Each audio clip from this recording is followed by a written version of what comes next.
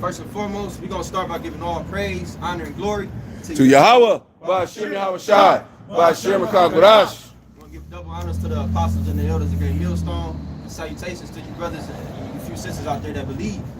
Hey, we out here another week through the spirit and power of Yahweh Ba'ashem Yahweh Shai to blow that certain sound to let you so-called Negroes, Latinos, and Native Americans know that you are the Hebrew Israelites, and now's the time to repent, man. Right. You know, we blowing that trumpet, and you know, we warning our people that hey, we in a time of judgment. And if you've been watching, you know, you can see specifically within Israel, hey, things is getting shaken up, man. Hey, and that's the shift, excuse me, the sifting. You know, when you think about the act of sifting, you have to shake things up in order to make that separation, man. And the thing is, you know, we encouraging and exhorting Israel to separate yourself. Because if you don't separate yourself, you're going to be separated. But if you separate yourself, you know, it will behoove you to separate yourself. Because if you don't, the Lord going to separate you, and He's going to separate you on His bad side. And the way that you separate yourself with the ways of the Lord. Right. Okay? Because you don't separate, well, I'm going to just do me. It don't work. That way is not working. There's only one way that works, is the way of the Lord. That's the only way that's going to work. You have to repent away from sin and wickedness, which we're here to tell you what sin and wickedness is, so you can stop doing it. But also, you have to find your conduct has to be adjusted to righteousness, okay, through faith. And how about separating your spirit from your body? Yeah. Right. The Lord can do that. Yeah. He won't do that when they destroy America. Either way, man. Either way, if the Lord separates you, you ain't gonna like it. Whether He separates your spirit from your body, nobody wants to die, especially in wickedness. And also, He can separate your mind, man. As far as bug you out. That's torture as well. Hell yeah. Isaiah 55 and verse 7 says, "Let the wicked forsake his way." Oh, you know what? I'll start at 6. It says, "Seek ye the Lord while He may be found. Yep. Call ye upon Him while He is near." And Jake, they don't understand that, man. They take that verse lightly.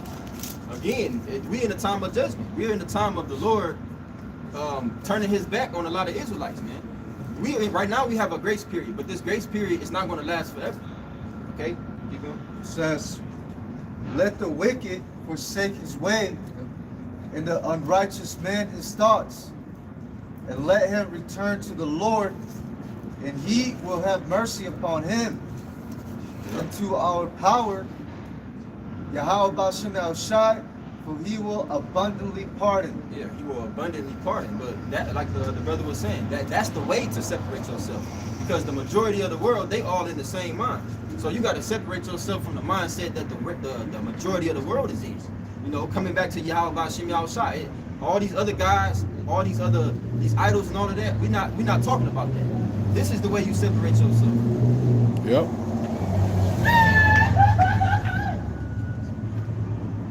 I can Romans chapter 12, and I will start at 1 at the top. Romans 12 and 1 in the NLT. It says, "And so, dear brothers and sisters, I plead with you to give your bodies to the Most High because of all He has done for you. Let them be a living and holy sacrifice, the kind He will find acceptable. This is truly the way to worship Him. Don't copy the behavior and customs of this world, but let the Most High transform you into a new person by changing the way you think." Hey, it even says in what is it, Sirach 2? They that fear the Lord and they that love Him will seek that which is well and pleasing unto Him. These things, right? The way that the Lord got the Spirit on us to act, to live how we live in. I text you a pre. This is what's pleasing unto Him. Start at the top again.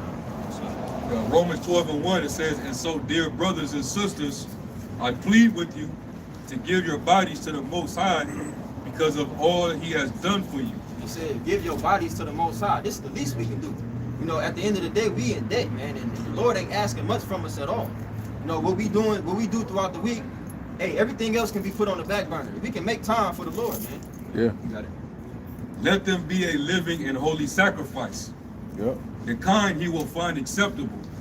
This is truly the way to worship Him. So I want to also put emphasis on that. It said the kind that is acceptable unto him. A lot of guys, they want to give their own sacrifice, man, in the spirit of Cain. It's not about what you want to do and how much you want to do. The Lord has a standard, and we have to meet that standard.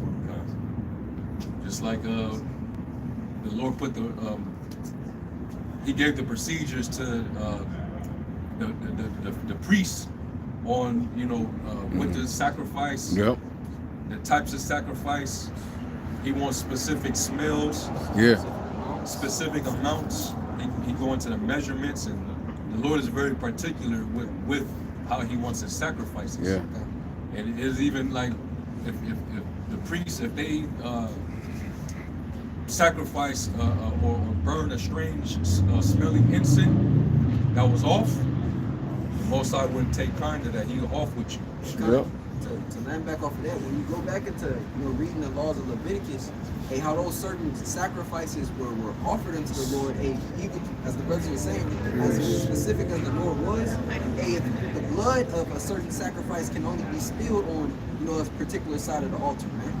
So everything is very intricate in how the Lord wanted, even the temple to be built, right? Yeah. So these instructions that He gave us are imperative for us to listen, because in doing so, and we please Him how He wants to be pleased. Just like your woman, you want your woman to please you how you want to be pleased, man. So it's the same. Hey, You good? In the Lord, man. Right. And you got a lot of hypocrites out here. Wasn't there a man put to death, but he didn't mix the incense right? Yeah, the sons of Aaron and burned strange incense, and the Lord ended up killing them. And then He warned Aaron, "Don't mourn. I don't want to hear you crying. I don't want to hear nothing." Yeah. That I put them to death. Remember, you had did a lesson on it because I forgot who tried to use that as. Remember they told him not to. He was basically. Yeah. Because he was mourning. Yeah, you can wear hats. Yeah, but yeah. when you actually look it up, it doesn't mean you can wear an actual hat. Mm-hmm. It was simply saying that basically don't shave your head. Don't mourn them. Right. Yeah. Yep, going back again, they hypocrites, man. They always want to justify themselves and their actions according to how they feel. You like things how you like it. You like your house ran a certain way. You like your house to smell a certain way. You like your clothes a certain way. So why do people call the Most High a bigot or all these different names, blasphemous names? Because He wants things done a certain way. It says, don't copy the behavior and customs of this world, but let the Most High transform you into a new person by changing the way you think. And Jake tends to fight against the Most High, man. They tend to, as it says, fight against the priests. They go against, or they fight and resist the Most High in every way.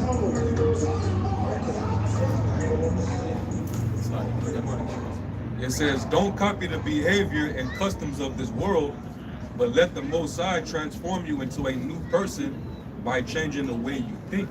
Changing the way that you think, man. That's the whole purpose of this walk, man. Us, like when you think about, because we in bondage right now, right? We in captivity. When you think about the word penitentiary, it's a place that you go to feel penitence, to feel remorse, to change your way of thinking, so that when you go out again, you can be a better person. This is the process right now that we're meant to be broken down, so that eventually we can be brought up. But you have guys being proud in a lower state. They not taking it for what it is, to use it to transform the thinking. Yeah, their minds are really still stuck in the Western way, showing that they haven't fully evolved and matured in Yahushua. Because if you did, you would have a whole different mentality, a whole different mindset. They wouldn't get so offensive at everything that we go into if their mind was actually renewed. If your mind is still stuck in this world, you're gonna be offended at a lot of things, right? And he said, and it shows. It actually shows with even some of these other Israelite groups. We go into our ancient customary things that was a part of our heritage, and these dudes, they lose it. They get emotional. You damn near willing to throw out your own heritage. America, the American Western mentality did that to you. You didn't fully evolve, man. You didn't transform. It seems like they're getting deeper into that Western mindset, call themselves coming into the truth, but you're getting worse. Yeah. Like you said, it's gonna show in your behavior, because when we came into this truth and we began to go through that transformation process, it started to show in our actions. It started to show in the way that we live, and the way that these guys is living. If a brother can get Matthew 7, in the way that they live, it's showing their mindset. It says, then you will learn to know the Most High's will for you, which is good and pleasing and perfect. Which is for our benefit, because that's the mysteries. That's what the rest of the world don't have, man. Even though it's being told unto them, they resisting it, they despising it, and they just completely ignoring it. We're being told what we can do, how we can please Yahweh Bashim Yahushua. That's the best thing to have. King of the universe. To be a servant, the Lord recognized you as his servant. Right. Hey, it says in what's that? Wisdom of Solomon. It said friends of the Lord, prophets. Prophets are the Lord's friends.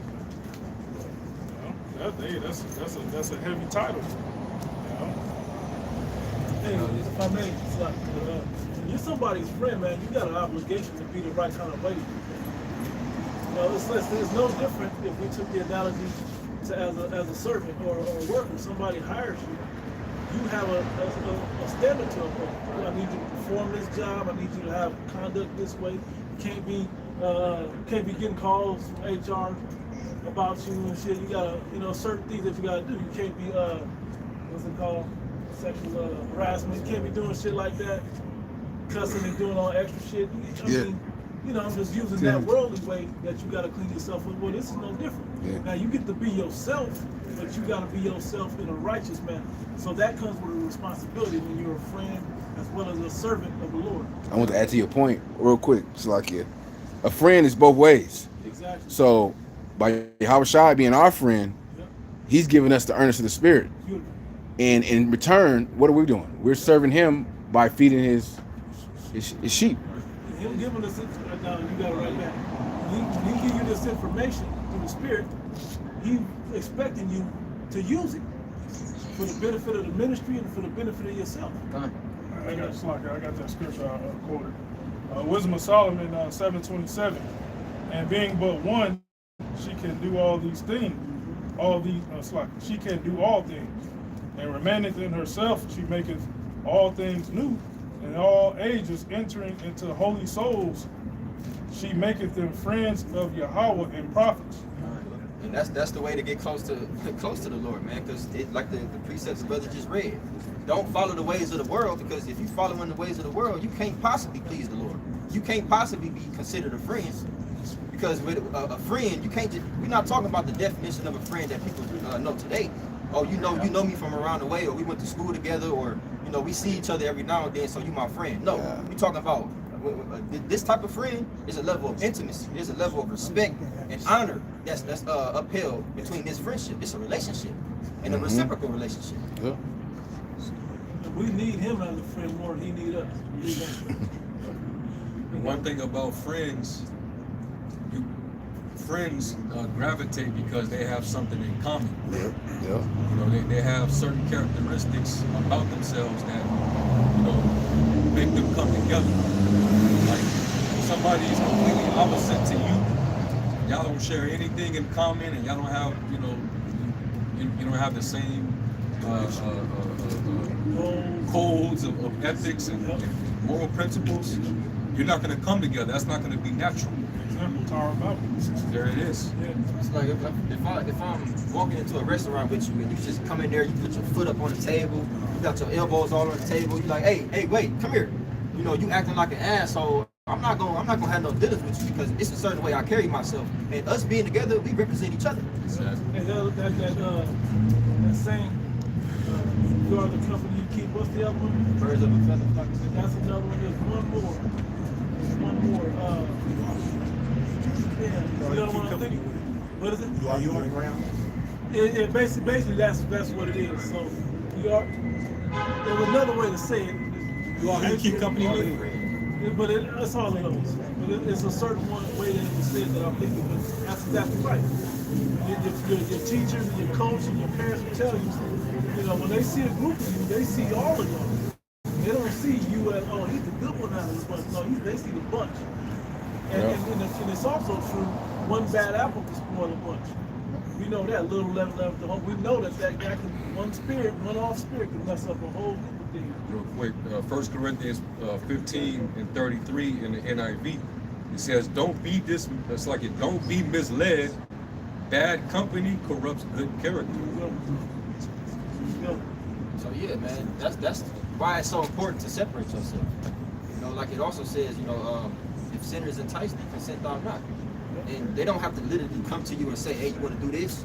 No, a lot of times people come in and they slip in real slithery like, and they try to persuade you and you know, influence you in a way that, you know, they know that you like, you know, in a way that appeals to your weakness, so to speak.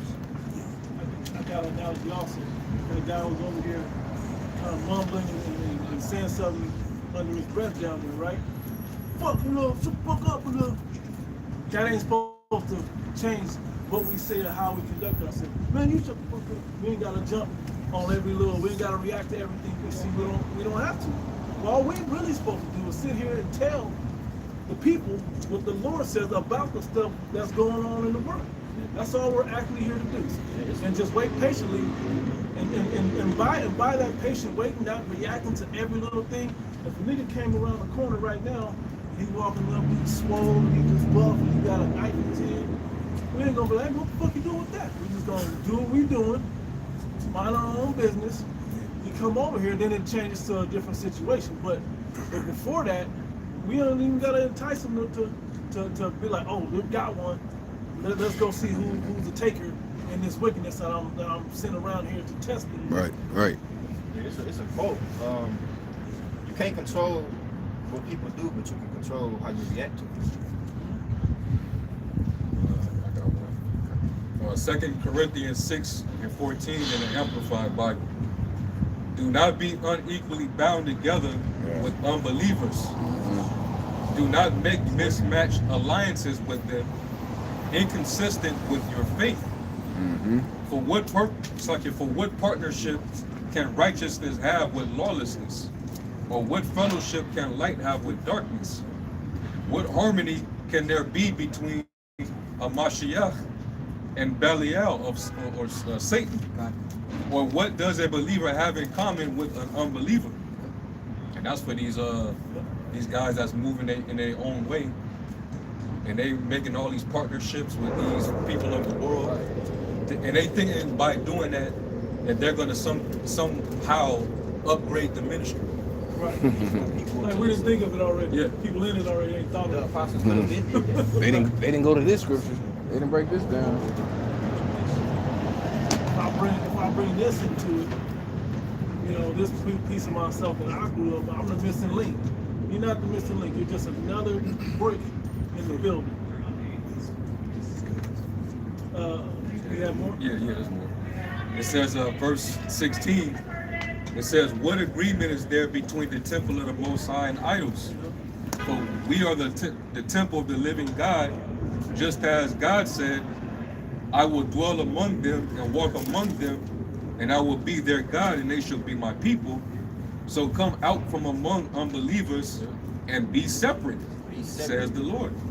And touch, and do not touch what is unclean, and I will graciously receive you and welcome you with favor.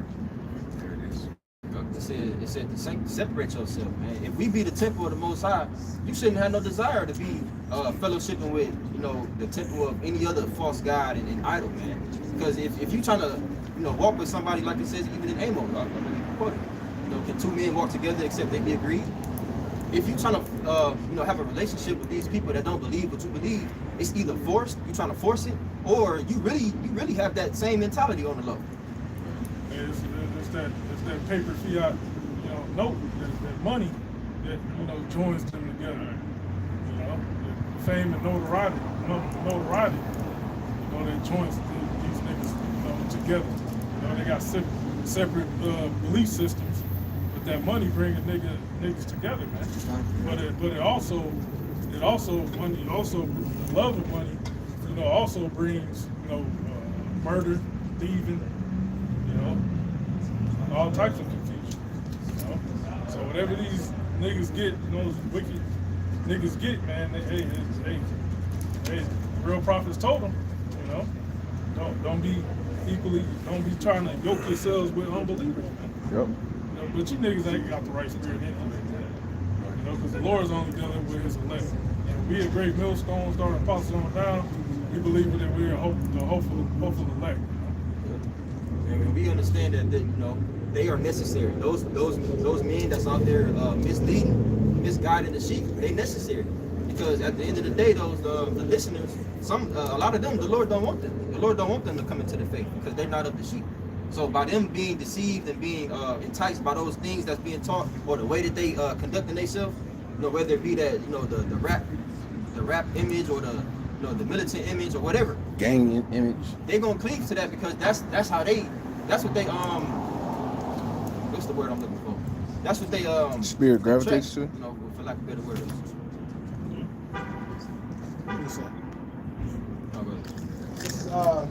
This is Ecclesiasticus 13 and 16. All flesh can serve according to kinds, and a man would cleave to his like. What fellowship hath the wolf with the lamb, so the sinner with the godly? Yep.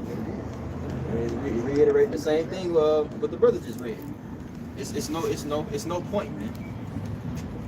You know, yeah, and if y'all can recognize a pattern, some of these groups that have been so how could I put it? A lot of these men that got immersed with that whole black conscience spirit, that you know, Militant. we need to deal with the black community. Oh, yeah. That Baal Barib's spirit. They were accompanied with the people of that energy. You over there with Saad Netter, and you over there with brother Reggie. You over there with what was that one nigga, man? What was his name? Natural Tahuti, whatever his name was. Nature Boy, Polite. You got all those demons over there. And then out of nowhere, a lot of you dudes start to move and operate different. And we started to notice that. Now all of a sudden you more let's deal with the black community. Let's set up soup kitchens. All the 12 tribes is black. Yeah, this whole pro-black. When you know the tribes, it's a diaspora. You know, the tribes are scattered throughout the four corners of the earth. You know, so you see why the Lord said this thing's separated. Because that energy can actually taint you. They brought up money too, that 501c3. Yeah. That's tax exempt. You know, so you gotta do shit for the niggas in the community. You know, you gotta teach, you know, false doctrines. Yeah. You know, you got guidelines to, you know, you gotta abide by to get them rewards from Esau. You become controlled opposition. Pretty much. Yeah, man.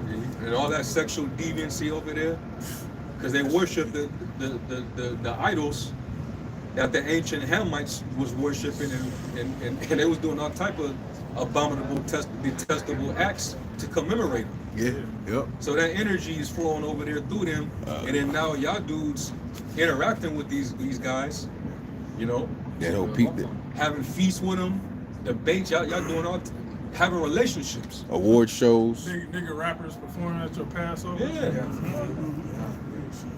And you wonder why that sexual deviant spirit is on you now. Yeah, that's the whole point of what we saying of separate yourself, because those spirits that's on them, they're contagious. They can easily hop on you. Just like a female, you know, she's pure, she's a virgin. She don't be doing all the the wild, horror shit that the rest of these women be doing. And then she get into a friend group with a bunch of hoes. Guess what? It's only a matter of time before she gets studied out. Mm-hmm. Yeah. And she might turn out to be the worst one. Because that's how it works, man. And she was the nicest one at first, right? Yeah. This is 1 Corinthians 1 Corinthians 15 to 33. Be not deceived. Evil communication corrupt good manners. Now I look up that word communication, and it says companionship, intercourse, and communion. Yeah, relationship. Yeah. And it also reminds me of the scripture that says, you know, how our conversation is in heaven, man. Which that word conversation goes into your conduct. It goes right along with that relationship. All right, I'm gonna grab your Yeah, this is Matthew 7:21. Not everyone that said unto me, Lord, Lord, shall enter into the kingdom of heaven, but he that doeth the will of my Father which is in heaven. Many will say to me in that day, Lord, Lord, have we not prophesied in thy name? And thy name hath cast out devils, and in thy name done many wonderful works. And then I will profess unto them, I never knew thee. Depart from me, you that work of iniquity. In the near future, the Lord is going to show. He's going to reveal who his true friends are.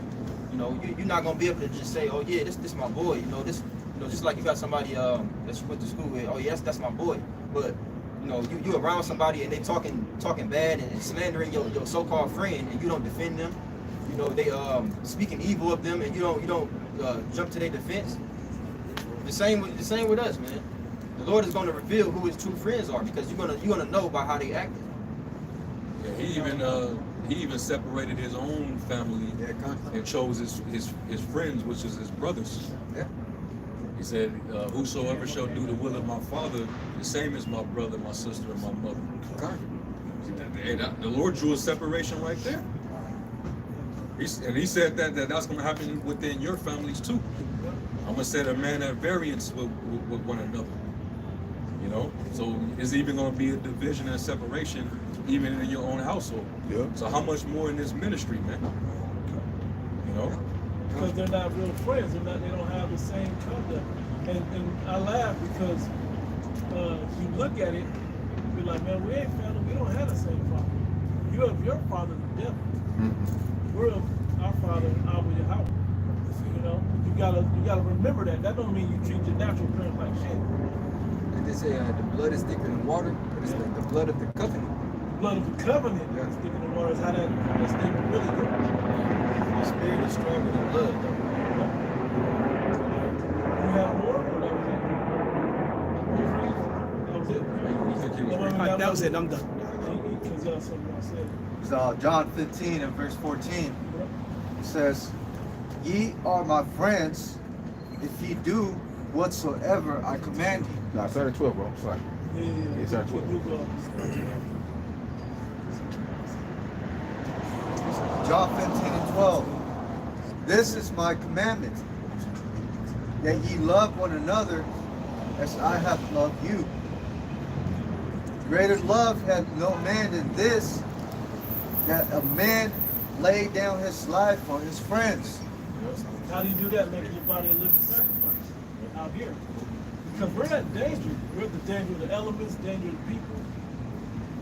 This is a revolutionary act because we're telling the truth. When it's not in a time of universal deceit, speaking the truth will be a Terrorist act. Revolutionary act. Yeah. It says 14, ye are my friends if ye do whatsoever I command you. Henceforth I call you not servants, for the servant knoweth not what his Lord doeth. But I have called you friends. Why do we know what the Lord does? Do y'all know? It's a secret revealed to the prophets. But what is that secret that he's telling us? This truth, the name, Keep going. the prophecies. The prophecies. Yeah. We know what's coming. And then we know the inner secrets of the breakdowns of the prophecies as well. And we wouldn't do that if it wasn't for Yahweh Shah. He told us. That's That's Revelation, the 5th chapter. You gotta read that. And guess what? You were going to know that before you entered your mother's womb. Yep. All right? Because you was with him before the foundation of the world.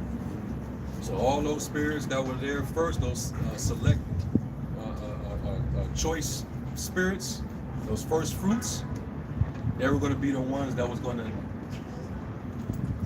have those secrets, because those are his friends. Could you imagine that? Like y'all bonding while y'all creating the earth together, the heavens and the earth. Yeah, y'all. That was when we were on one. Remember, we were on one accord with the Alahayim. We were all, you know. We were doing a. Yeah. That was a divine service from that they were doing. Mm-hmm. because the Heavenly Father was the one that was given the order. We had He was like given the commands. we had like telepathy with each other. You Yeah. know, it's like The Heavenly Father gave the blueprint. Yahweh Shah was like, all right, this is what my Father wants. Let's do this. And they built that. They put You gotta have some friends. each molecule, each element, and put them all together, and formed everything in its rightful order. And they together said it is good. Exactly. They were all on the same accord, same agreement. They were all locked in, man. They were all one with each other. Right. Just like the Lord said, let them be one with me as I am one with my Father. He said, I and my Father are one. Talk about oneness, talk about true unity. That's it. Hey, don't get more unified than that. more intimate too. You know, The fact that you call them Allahayim, that's plural, but you're using one term. To reference a group. To reference a group, you know, of celestial beings that were here first. Bro, that sentiment never changed, man. Even to this day, the Most High does not change. That's why in the scriptures it says, because the brother mentioned how the Elohim, when it was done creating, they said it is good. So today, It's like if it wasn't one angel that was like, nah, I don't think we've done yet. I think we got to do this one. right. I think it's a right angle. Into the equally yoked. Yeah. And today we see that on a lower level. When us as a body, the way that we do things, right? When the orders and the structure, the etiquette that comes down from the top, every brother follows that. We all on one accord. If you not, they tell you, okay, go do your own thing, because we all agree that okay, this is the profitable way to be doing things. This is this is what's pleasing to Yahweh Bashem Yahushua. How much more when we get that glory, man? When we actually exalt it and we get to actually be those rulers and those judges, man. The way that these niggas is acting nowadays, you can tell they that wasn't back then. That's not them, because they have a problem with order. They have a problem with structure. They want to do their own thing, man. The scriptures say, let you be joined together in the same mind, in the same on one accord. It's not hard. So it's like I still have one. John 15. It says, 15 verse. Henceforth I call you not servants, for the servant knoweth not what his Lord doeth. But I have called you friends. For all things that I have heard of my Father, I have made known unto you. and that's that intimacy, man. Because if you call somebody a friend, you don't give that information that you share between your friend. You don't just share that with anybody. You wouldn't trust anybody to know your secrets and that personal information about you. It's like one more verse. Verse 16. Ye have not chosen me, but I have chosen you, and ordained you that ye should go and bring forth fruit, and that your fruit should remain, that whatsoever ye shall What ask. we're doing right now is, trying to bring forth fruit. Going outside on the highways and byways, man. Try to, compel the elect, to repent. It says that whatsoever ye shall ask of the Father in my name, he may give it to you. He may give it you. Don't ask for no bullshit, man. Ask for wisdom. Patience. Wisdom. Pray for brothers. Charity. Spirit of charity. Faith. Increase faith. A strong spirit. Endurance. If I just had this money and this job, I could bless the occupant. That's still not the right way to do it. It sounds good. I know brothers are struggling right now. Get that. The right spirit is, and charity is always good, but the right spirit is to build yourself up so you can extend the spiritual things. Those are more important than the carnal things. Matthew 7. No, I'm going to Matthew 7. So Matthew 7, it says, enter ye in at the straight gate.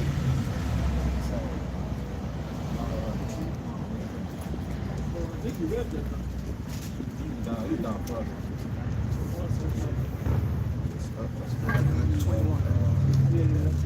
Matthew, John 15, Nah, he's in Matthew. Matthew 7. So like before, the brother just read that, whatsoever you do in my name, it's like that you should bring forth that fruit, that your fruit should remain, right? The fruit is only going to remain if that fruit is of Yahweh Bashim Yahushua. We're gonna see why. Matthew 7:16, it says, "Ye shall know them by their fruits. Do men gather grapes of thorns, or figs, or thistles?" They don't go together because if thistles were on a tree with thorns, it would pop them. It would always be bust open. But if you think about it like a real scenario, you can't have those two together.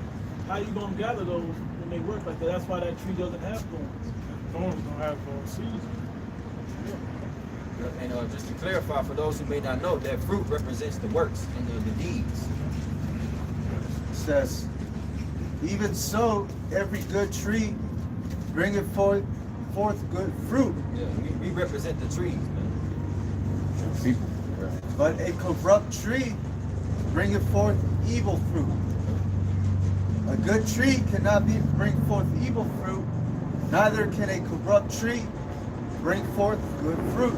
And that's why it says in Wisdom of Solomon that wisdom is not going to dwell in the malicious soul. Because wisdom is going to give you the ability to bring forth good fruit. That's why I believe it was Apostle Paul. He said, Salaki, it wasn't Apostle Paul, it was Edomite. He said, if this work be of men, it will come to naught. But if this work be of the Most High, you cannot overthrow it. Gamaliel. That was Gamaliel. Gamaliel. Yeah. Yeah. Gamaliel. Israelite deed. He was righteous. Yeah. He was a teacher of the law. I got a quick one, but you got more on there. This is Sirach chapter 27. We'll start up at verse 4. As when one sifted with the sieve, the refuse remaineth, so the filth of man is in his talk. Right? That's how you're gonna find out about somebody you see talking. Right? It says, you dialogue with somebody. You ain't gotta put them in intimacy. Just see what the stuff that they talk about, how they put up with it. It says, the furnace proveth the potter's vessel.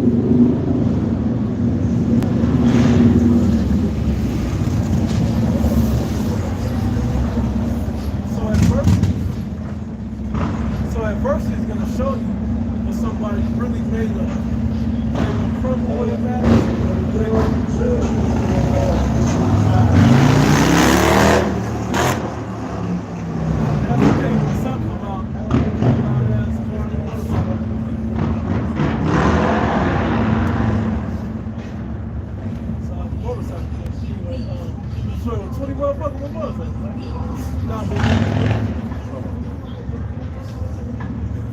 Anyway, so when you talk to somebody, at first it's gonna prove how they are. Cause somebody can be all cool, but when the chips hit the fan, that's when you're gonna see what they really made of. Someone get that scripture in Sirach, and it says That's what I'm at. oh, 27, right? no, it's another one. That one scripture, I'll show you. I think it's in Matthew the 25th chapter, where it talks about you have done the least of these things unto the little ones, you have done it unto me. That's how you prove a friend. All right, you, like the scripture say in 1 John, let love be not in tongue and in word, but in deed and in truth. So if you got friends, they're gonna prove themselves to be friends. It's gonna be proven. All right.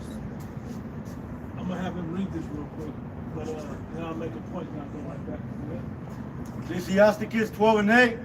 A friend cannot be known in prosperity, and an enemy cannot be hidden in adversity. Exactly. So once you really in the thick of the things, you can learn about a person. But the thing about when somebody comes to this truth, they gotta know if they're coming to be put in that verse, they're coming to work. When you be like, hey man, you gotta labor, you in great work, you gotta come and labor. Then they go, oh, you start really seeing the truth about them when they don't want to put the work in. Because the work of building up this ministry is what the adversity comes from. You're still gonna have personal shit that come on you. You're gonna have to adjust your time. You're gonna be discomforted by it. But this is part of the labor of the Lord. And if you're struggling with this, how are you supposed to deal with Jacob's trouble? You're supposed to take care of business, at that moment. Where you think at the time of Jacob's trouble, you would hope to be able to lean on that friend possibly. Exactly. If you're, and if things was good, I had you. When you had me, you called me to come and help you work. You didn't call me to come hang out, eat chicken, as the brothers say, right? You came to ask me to help clean out this garage, to help clean up Israel, to help build this temple. Yeah, you know it's a red flag if he's only coming around when shit is just good. Yeah. When you're doing well, you can come in, like you said, you can come and eat chicken with you, Have a drink, drink up to your yarn, when it's like when the atmosphere is that way and he's always around, but when shit gets rough and you're going through things or you're going through temptation or you're brought down to a lower state and there's nowhere to be found, then that should let you know what you're dealing with. The Lord don't want no fakes representing him. If you can't bear your cross, if you can't deny yourself like these men can deny themselves for me, and you can't do it, then you're not one of us. The Lord don't want that around. I got a funny testimony. Not a testimony. It's just something that I think brothers may have been there. I know I was in LA when it's happening, and I'm not one of any brothers, so I don't know the guy's name. But we were out there teaching downtown, and a guy came out to listen. He was all into it. He was all locked in. We got to about hour 2. He would start leaning. He was doing this. By hour 3, he was sitting on the ground. Brother was like, bro, you can't stand up for 3 hours? I mean, Bible was put away. He was about to take his shoes off. He was just like defeated. Like he got beat up. And he got like knocked out and he was just sitting there like he wasn't responding no more. We was kind of snickering at him like, yeah, bro, like you didn't let everything fell out of you. Like you ain't even, somebody can come, people walking by, come spit on you, step on you, and stand up. So that's what you don't want to happen. You want to make sure that, okay, I'm being strong for me, but not for me, for us. So I can do more work, so I can hold more, so I can labor more. So you're building yourself up, whether it be with wisdom. Sometimes it's some physical stuff, sometimes it may be monetary. The ministry gonna need all types of things, but the foremost thing is this wisdom and understanding of the scriptures. Yeah, and that's the spirit too, because man, right now everything's cool because it's simple. You don't have to do much. It's not much pressure being applied right now. We still, like brothers say, man, it's still running water. We still go to the grocery store and to the fast food spot, the buffet. You can, Jake is still self-willed right now. But when that pressure really start hitting, man, hey, a man's work is gonna be revealed by that fire. You're gonna know who the Lord's true servants are, because Yahweh Shah said, "He that endureth unto the end, the same shall be saved." The ones that's not gonna fold, that's not gonna break, that's not gonna start getting offended when shit start happening, because we're gonna go through shit. A lot of light little things that happen just to see it. And you're gonna stub your toe, you're gonna get pushed down, you're gonna get kicked, but you're gonna make mistakes, but you gotta be able to get back up and get right back to work. Yeah. You look at, I was gonna say, like, even with the parable of the sower of the seed, right? Those that fell on stony ground. Those who, when they get met with a bit of adversity, tribulation, they catch some type of hell, and they use that as an excuse to get offended, to basically fall away. That's when you were proven to not be the friend that Yahweh Shai is calling you. You're not a friend of Yahweh Shai. You couldn't bear your burden. So, hey, the Lord put you through a series of tests. And they're small tests. Yeah. Now, these are the small ones. Yeah.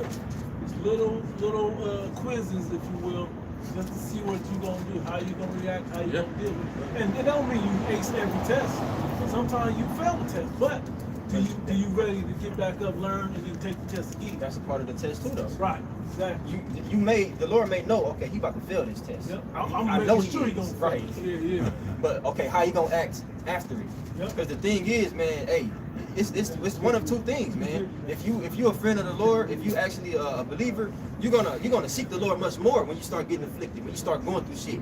When that pressure really hitting you, you're gonna pray to the Lord more. You know, Lord, let me get through this. Let me understand why I'm going through this and whatever you're trying to teach me. And give me the strength to get through this. Or, you know, if it be your will that, you know, hey, this is what it is. You know, just being humble and suffering. But those who are you know, going through those afflictions, they start separating more from the Lord. They start getting offended. Oh, I don't gotta go through this, man. Why me? You know, you either gonna separate from the Lord or you gonna get closer to Him, man. The more we go through things. Now, question for you. Ecclesiasticus 12:9. In prosperity of a man, enemies will be grieved, but in his adversity, even a friend will depart. In adversity, he's gonna see you. I thought you was a friend. And Judas Iscariot was a friend, right? Until adversity, then they start getting the heat coming on Hawashai and the disciples, and they start having issues. Then he was like, I better go ahead and hop out and save myself. He found an excuse to get out. And what do? He paid the ultimate price by betraying the Lord.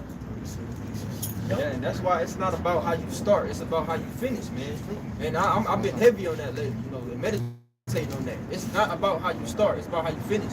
Because Judas Iscariot, he was one of the disciples. You know, whenever people think of Judas Iscariot, they don't really talk about that.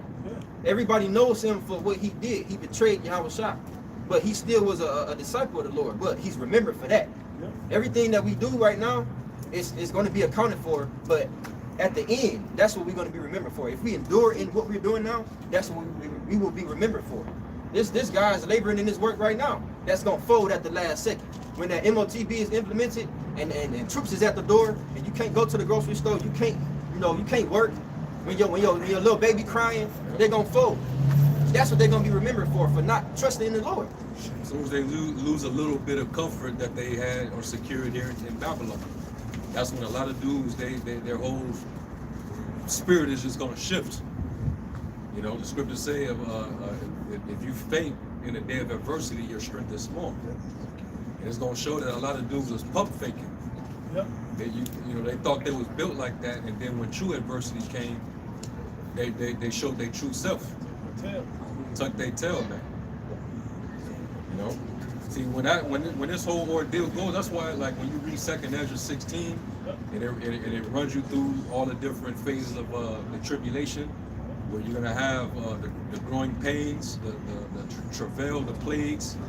So you're gonna have a lot of unrest. Then it's gonna end up, people, taking each other out. Then it's gonna be now persecution. We need to go after those dudes.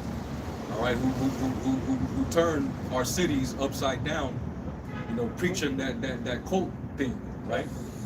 Then that's when you're gonna start to see a whole new level of this whole thing. That's when, hey, the glory doesn't stay where it's not stagnant. We're gonna end up going into another phase of this, man. And you're gonna have to be willing to lay your life down, man. You're gonna have to take the hits. I want to add to the because you got in a reality sense of what's gonna happen. We just saw what's gonna happen.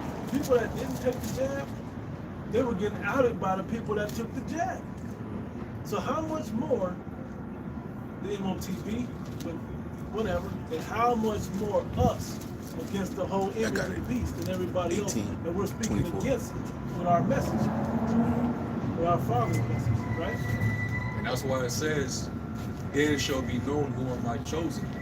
Because they will be the ones who was brought through that fire. They're gonna be brought through the fire, man. That fire of what? Affliction. right? You're gonna bring the third part through the fire.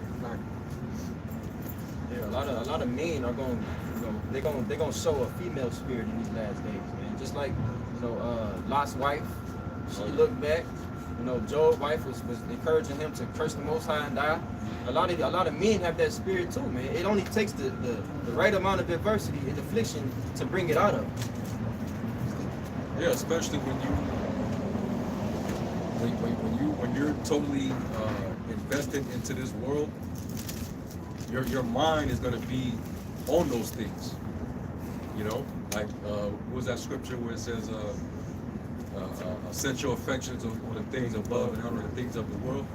Because, like Yahweh Shai said, "For wherever your treasure is, that where your heart be also." Okay. So a lot of these dudes, they done made it there. You already see where their treasure is at because you see how they're operating. They're doing anything to protect that bag and their persona, their image. You see it on the lower level now when niggas do interviews with Edomites and they talk about, oh well, we agree with what the Most High say. You know, we don't hate white people. The Most High hates white people. You know, shit like that. Folding already. No. You ain't got no gun to your head. You ain't got none of that, man. Folding. Or acting like you campaigning for Moderna and Pfizer. Yep. You know? Yeah. What kind of money you get? Calling people conspiracy theorists because you're telling people to not trust your enemy. But you telling them to trust the science. As an Israelite. Right. So we know not to trust Esau, but you can trust him this time. Right. Yeah. You smoked crack, didn't you? You survived the crack epidemic. He said verbatim. You took over-the-counter drugs, so and you're still breathing. Right. So that's the excuse. That's the loophole. And that's not using wisdom, which they allergic to.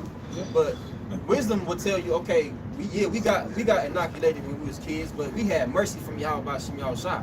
Now you're intentionally, and you aware of what this is. You intentionally going to get it. So now you're not going to have that protection.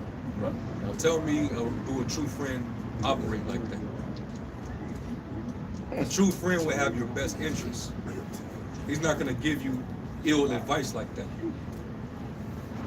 I'm going to tell you, hey, go ahead and trust the enemy this time. Yeah. The scriptures tell you, can a leopard change his spots? Can an Ethiopian change his skin? He's telling you maybe just this time that can happen. Yeah, then they get mad because not a lot of Jake was taken. Yeah. In his 30s. It was calling you. It was calling you cowards if you wasn't taking it. Yeah, man. I didn't think I needed it, but I took it just to show y'all it's all right. Well, let's see how this turns out, buddy. They turn that 5G60 up. Let's see what you do. That's your leader, man. Yeah, that's moving like a snake. Then I don't love my children. I don't love my family if I don't go take it. Because you gotta take care of your family. So how much more when the MOTB is implemented and you don't have a choice? It's not gonna be just you get threatened with being fired, or you can't you lost your job, or you can't go into certain stores. No, you're not gonna be able to do shit. You're gonna be ostracized from society. You're gonna become damn near an enemy. Not damn near. Right. We're gonna be public enemy number one. Did you have one? Yeah, I got Colossians 3 and 2. Set not your afflictions on the things above. Affections, like you said, not your affections on the things above, not on the things on the earth. For ye are dead, and your life is hid in Yahushua HaMashiach. You see why Paul had trouble. People struggle or wrestle with Paul. It's okay, well, Paul, people wrestle with Paul's writings, man. He said, hey, you already dead. Like, I'm still here. No, you're dead to this world because you're not attached to it like that. Because when this world has the attachments are taken away to this world, to plunk you basically, to do what they want you to do, you got to be able to fight back and say no. You got to be able to deny that. Okay? And that's a vital part of this thing. Because they're going to use all those affections that they think. But if you're on celestial and heavenly things, nobody down here has control of that. So if I'm thinking, hey man, to die is gain, you know what I'm saying? I don't die and go to hell, I die and go to the Father. And if I've been good, and if I die for him, hey, he said we would be good. So you got all this comfort in the worst situation. Yeah. But if I live, Paul, I don't know if he said it right there, but Paul also wrote, I believe, but if I live to the Habakkuk. I live to that type of way. If you die in honor. If you live, you get to have that testimony of stuff, the Lord put the Spirit on you to do all of those things, and then being saved and seeing this place get destroyed. It's a win-win if you endure. That's the point. And real quick, I looked up the word for affection. In the Greek is phroneo, and the point, it says to direct one's mind to a thing, one's interest. So your affection is the thing that you have the most value. The thing that your mind is constantly meditating on. As you mentioned earlier, it's your treasure. Right. That's your treasure. Your affection is your treasure. The thing that you hold most dear unto you. This truth is the thing that you got to hold most dear unto you. And inside this body of your friends, right, your brothers, and the way you conduct yourself, that's every scenario is able to be played out inside this body. You're able to show charity, you're able to share wisdom, you're able to receive. We talk about that. It ain't just about giving. Charity ain't just about giving. It's also about being able and humble enough to receive. That's a major something that everybody has to understand. Some people get prideful. Reciprocation. Yeah. You know, reciprocation, man. The Lord said, do unto others as you would have done unto you. But this is basically the fulfilling of the law. Yeah. You do. If you're doing good to others, that it'll be returned to you. And that's if that individual is one like yourself, which would be your neighbor. You follow the same guideline. You have the same mindset, the same ethics. All right. Keep the same structure. So that's what you're gonna expect that from your brother. All right, because you're gonna do the same to him, he would do to you. You'll recognize it. You'll understand that that's the standard. Right. That's why this play out. That also shows you why King David and Jonathan's relationship was so strong, man. Right? Hey, that's why it says, hey, their love surpassed the love of a woman. It wasn't talking about no homosexual relationship, man. It was talking about how jointly fit they were, hey, for the purpose of the body, man. Hey, they were a unit together, man. Yeah, he was born of Saul, but he was really in the house of David. Exactly. You know?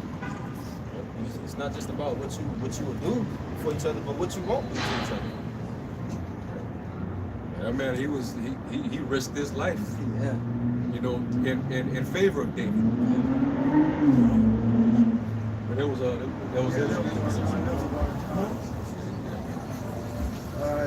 verse 3. For ye are dead, and your life is hid in Yahushai, in Yahweh, when Yahushai, who is our life, shall appear, then shall he also appear with him in glory.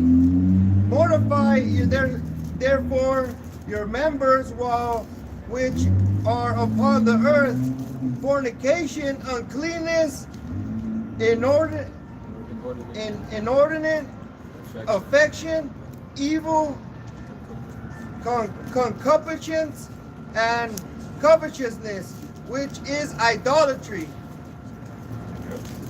And those are like going back to what the brothers originally saying, making that separation. This is not how we behave, so we should not find none of these traits within you if you became a new creature.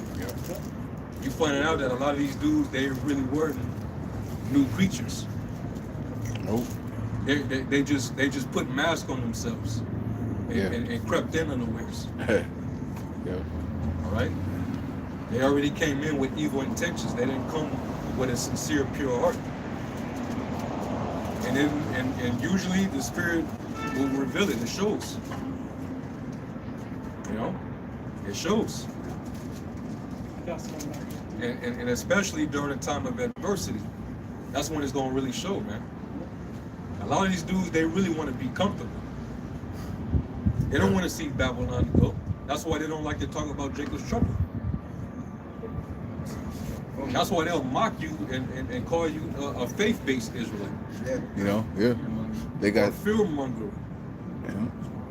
I was gonna say they have something to lose. Yeah. You know. Exactly. And they hear, you know. Yeah, they have a lot to lose because they made a deal. They made that deal, man. Going back to that affection being above.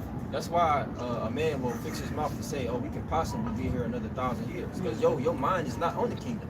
It can't possibly be. Why? No, I'm not gonna go there.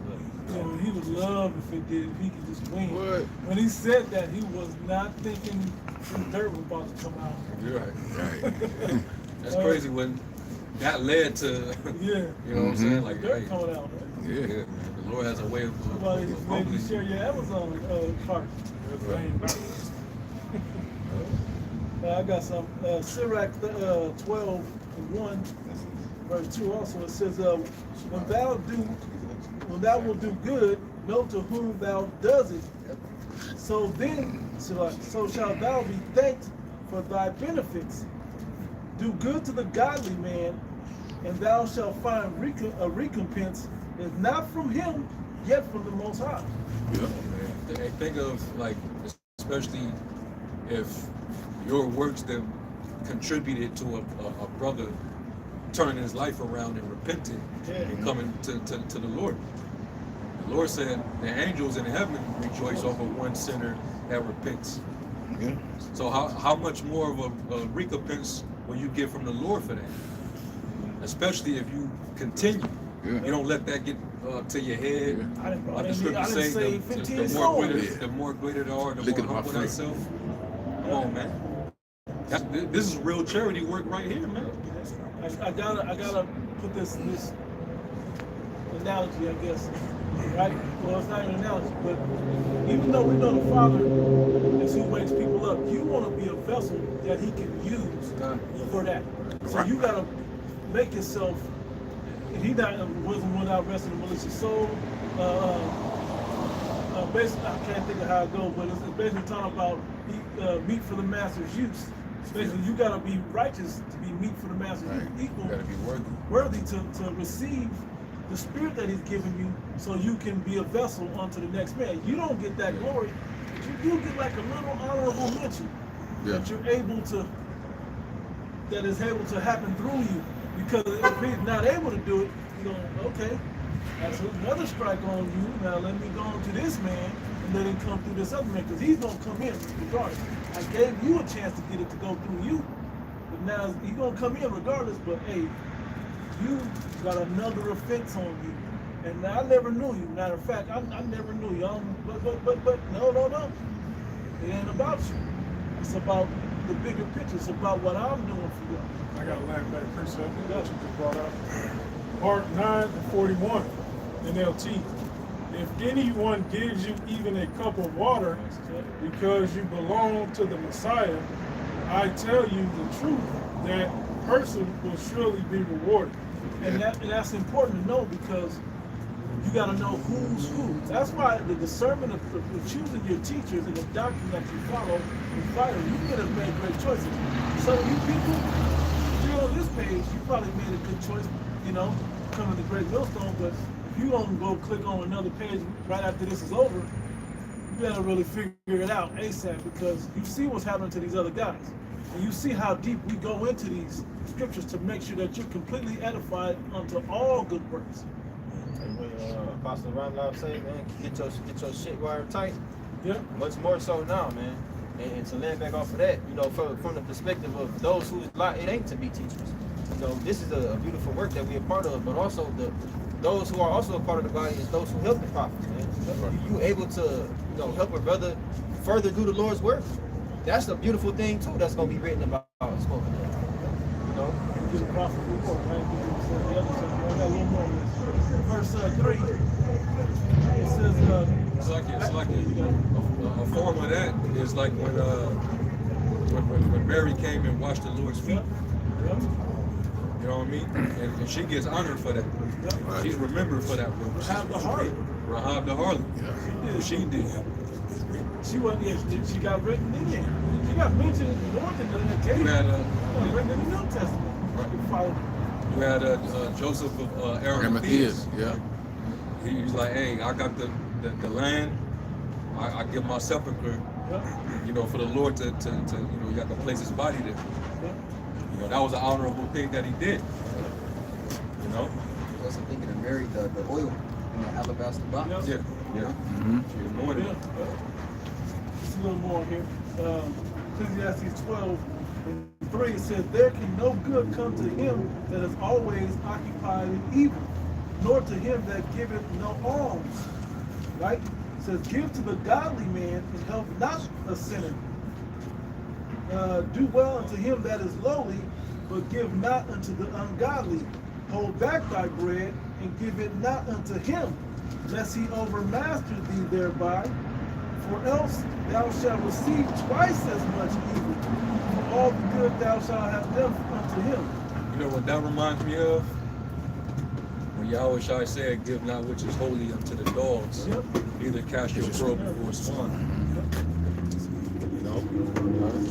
Because then you know, like you see it with certain dudes that are unworthy that received it. What are they doing? They putting the Lord to an open shame.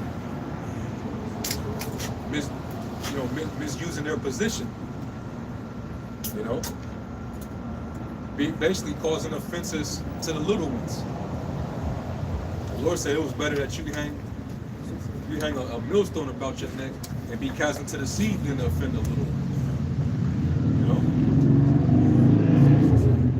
Some dudes, you know, and that's why I always say, a lot of these dudes that think that they're in good standing, they're going to be the ones that's going to be turned, or they're going to be turned away when Yahweh Shai returns, man.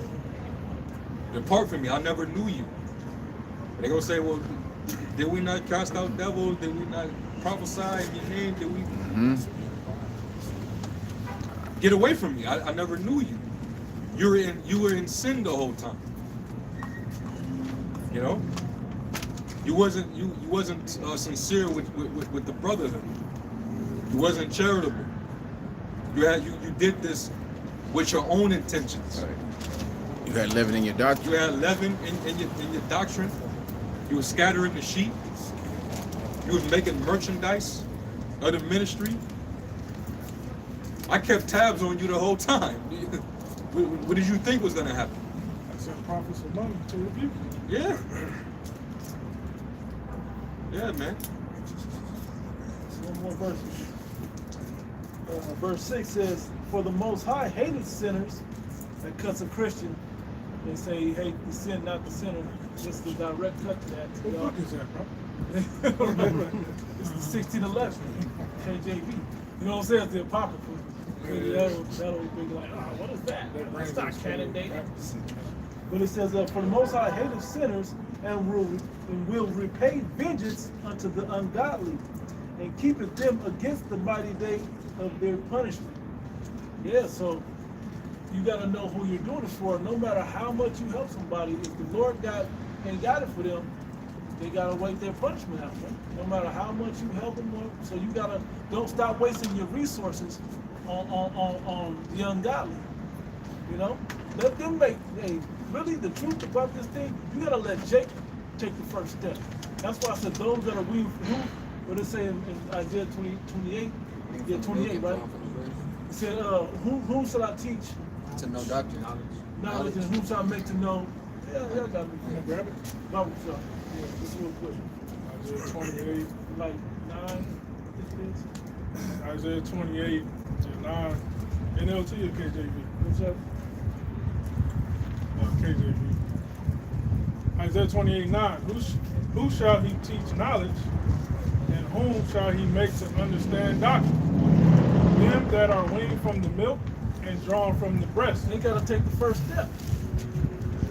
You know, they got to take the first step, and because the Lord already took the first step to get them to take the first step by knocking at the door. Now they got to answer. Now that you answer the door, now that you want this, now it's like a door-to-door salesman. The Lord is at the door. He knocks. Like people go through. I don't want that. But if you like, what he's selling, I'm ready to buy. What is he selling? What you got? I got salvation. Okay. All right, well, you want it? Yeah, I want it. Okay, well, I'm gonna send somebody to come teach you all about it. You gotta want it first. There's no cold knocks like that. You want people that want this thing. Y'all know what I'm cold call. Y'all know what I'm talking about, right? Cold calls, you got roll calls. Yeah, because they already know about you. They already interested in it. Versus somebody that just called, hey nigga, I just finished fucking 2 bitches and I was snorting coke and you know, somebody that's minded deep in the world, you know what I'm saying? They ain't gonna want to hear this thing. Somebody that's Come up here, a like friend they or come up something, here yeah. drunk. Or, Yeah. you know, They're or not something. thinking about this. We got one back here. Sirach 33:17. Consider that I labor not for myself only, Yep. but for all them that seek learning. Exactly. And that's why we have to you know, matter of fact, somebody grab it. I'm gonna give it right back. 2 Timothy 2, I think 2. Yeah, and that shows you that Israel, man, the level of sacrifice that the servants have to make, you know, basically denying their own self, denying their life, and utilizing the time that they can use towards things of their own interests, but they're actually applying it towards you and serving you, making this thing available to you. In Israel, they just completely disregard it, man. They have no respect for it. Looking like all this damn vegetables, that's too healthy. I don't want that. Where the salt? Where the sugar? Where the chemicals at? They want the artificial. Where the GMO at? And then scroll right past the truth and right onto some folly. They did not, yeah. This is a service. I call it Public service, man. Yeah. And it's on behalf of Yahweh Shem Shai. It's a free service. That's not. Yeah. We don't want nothing from you. But once you figure that you want it, then you gotta be willing to give everything for it. Go ahead and grab that, and we'll go right back to that. 2 Timothy 2:1 at the top. KJV. Thou therefore, my son, be strong in the grace that is in Yahweh Shai Mashiach. And the things that thou hast heard from me among many witnesses, the same commit thou to faithful men who shall be able to teach others also. Why I say be strong in the grace? Because this, use this grace period that we have. You almost gotta say grace period to get Jake to really understand what he's talking about. Use this grace period as much as you can. Be strong and go as hard as you can during this grace period while you can. Right? Be not weary and well doing. Yep. Read 2 again for him. Redeeming the time because the days are evil. The days to come, particularly, and even the now are evil. Because what you're connecting your spirit to now is gonna lead you down a dark hole unless you're connected to the Lord. You gotta go. Verse 2. And the things that thou hast heard of me among many witnesses, the same commit thou to faithful men who shall be able to teach others also. That's what you're. And so when you were saying, brother, how you said you take your personal time to build up the Lord's house, to teach others to do the same thing, and you're just expounding on, look how much we're getting done, because I'm not, all my extra time, all my free time, I'm putting in towards the Lord. Now, there's other things that gotta happen in there, of course, but I mean like my real, I'm bored, I had to go get some bullshit. Instead of that, let's go get more time in with the Lord. And when you're using that, when they say, opportunity. From leisure. Yeah, I know it's an Opportunity of a learned man coming by opportunity of a learned man Leisure. coming by leisure. Opportunity of leisure, or leisure. Anyway, you got it. That's how you learn. When you have that leisure time, that downtime, there is no downtime. This is now your downtime. Because you take care of your business, then you get to hop into this. And then that's when you're like, I did everything, and I can really get into the Lord now. I can want to listen to these videos. And that's why brothers are like multitasking. I'm just giving you brothers a heads up on how this works. Brothers multitask. Brothers go to the gym and be full camp, 2-hour camp. Because I'm going to be in the gym, motivated, so we're going to be thinking. Brother be in the gym, listening to videos. Yeah, I got all this time, to go over stuff. You know, what do rich men do? They listen to audio books and podcasts and shit. This is our version of the righteous version of it. What do niggas do? Put on some drill music or whatever the fuck they do. I don't know what they do. You know? So it's about how to angle from the wrong things back to the right things. And it's, you keep going. Verse 3. Thou therefore endure hardness as a good soldier of Yahweh Shai. Yep. No man that warreth entangleth himself with the affairs of this life, that he may please him who hath chosen him to be a soldier. Staying out of the world to the best, you know, being out of the matrix. I'll say for y'all that know that music. Being out of the matrix as much as possible is going to keep you out of a lot of trouble. When you have your mind on the Lord, nothing but good things come to it, as the brother read Africa, which y'all was going into, and was that Wisdom of Solomon, the 8th chapter.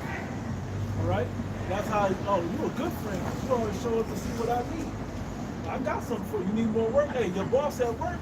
If he give you a task, or go do this, you go do that, you come right back. Oh, you knocked it out quick. Yeah, I knocked it out. You sure it's done right? It's done perfectly. Check it out. It's done right. Okay. What else you got for me? What else you got for me? Oh, I'm gonna always call on you. Okay. You ain't gonna go slide over to that other department where you ain't supposed to be and go holler at that girl or go talk to your homeboy over there and waste a bunch of time? You gonna stay working? Okay, I can use you. Shit. Verse 5. And if a man also strive for masteries, yet is he not crowned except he strive lawfully. That's it. You can only be crowned. Hey, you look at sports, the people that got stains on their name is because they didn't do it the right way. Right. When you do it the right way, they give you that highest achievement. This truth is no different. These guys that had them fake, but these guys that had them fake crowns, we're seeing them crowns be snatched off their head right now. We're seeing them put them own crowns on their own head. They didn't wait to get crowned by Yahweh Shai. Yeah, by Yahweh Shai. Yeah, usually you get, you know, that Hall of Fame, that Hall of Fame, you know, Hall of Fame, what you can say, acknowledgement. Yep. You got to be good on the court and off the court. Yep. Yeah. You know, so hey, we're doing the work right now, but once we close out, going into your life or whatever, you got to be good, you know, in your daily life, man, when you're not here, you know, amongst brothers, you know. You get a lot of extra points in your personal life if you stay on board. What did the Guarda say? You got to stay locked in. Just stay there, it don't change. You just stay locked in. That's just what it is. You just don't, you know, we don't take the garments off, and now the fringes don't matter, the border, the blue don't matter. You're not an Israelite no more, you're just a regular old guy. No, you still that.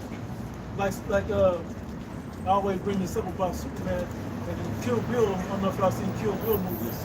The second one, he made a great analogy about the greatest superhero. It was about Superman being the greatest because the Clark Kent is the costume. He is Superman. He can't change being Superman. He has to downplay himself to be Clark Kent like everybody else. Peter Parker puts on the suit. He's a regular guy. Puts on a regular suit on his costume. He becomes Spider-Man, Batman, so on and so forth. Well, this is now what we wear. We're now Supermen that have to play regular with everybody else. That doesn't mean you have to be like everybody else. That means you still got to conduct yourself at a higher level around other people. And people will gravitate around you. They'll just have good look at you, good things to say about you, unless they are a really, really wicked dude. But you're supposed to give them nothing to gainsay about you. Got something? Matter of fact, just to add real quick, this is the book of Titus, chapter.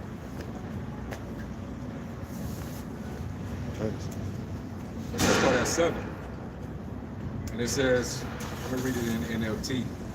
It says, and you yourself must be an example to them by doing good works of every kind. Let everything you do reflect the integrity and seriousness of your teaching. Teach the truth so that your teaching can be criticized, and those who oppose us will be ashamed and having nothing bad to say about us. Perfect example. This happened today. I went to the grocery store, got some water, right?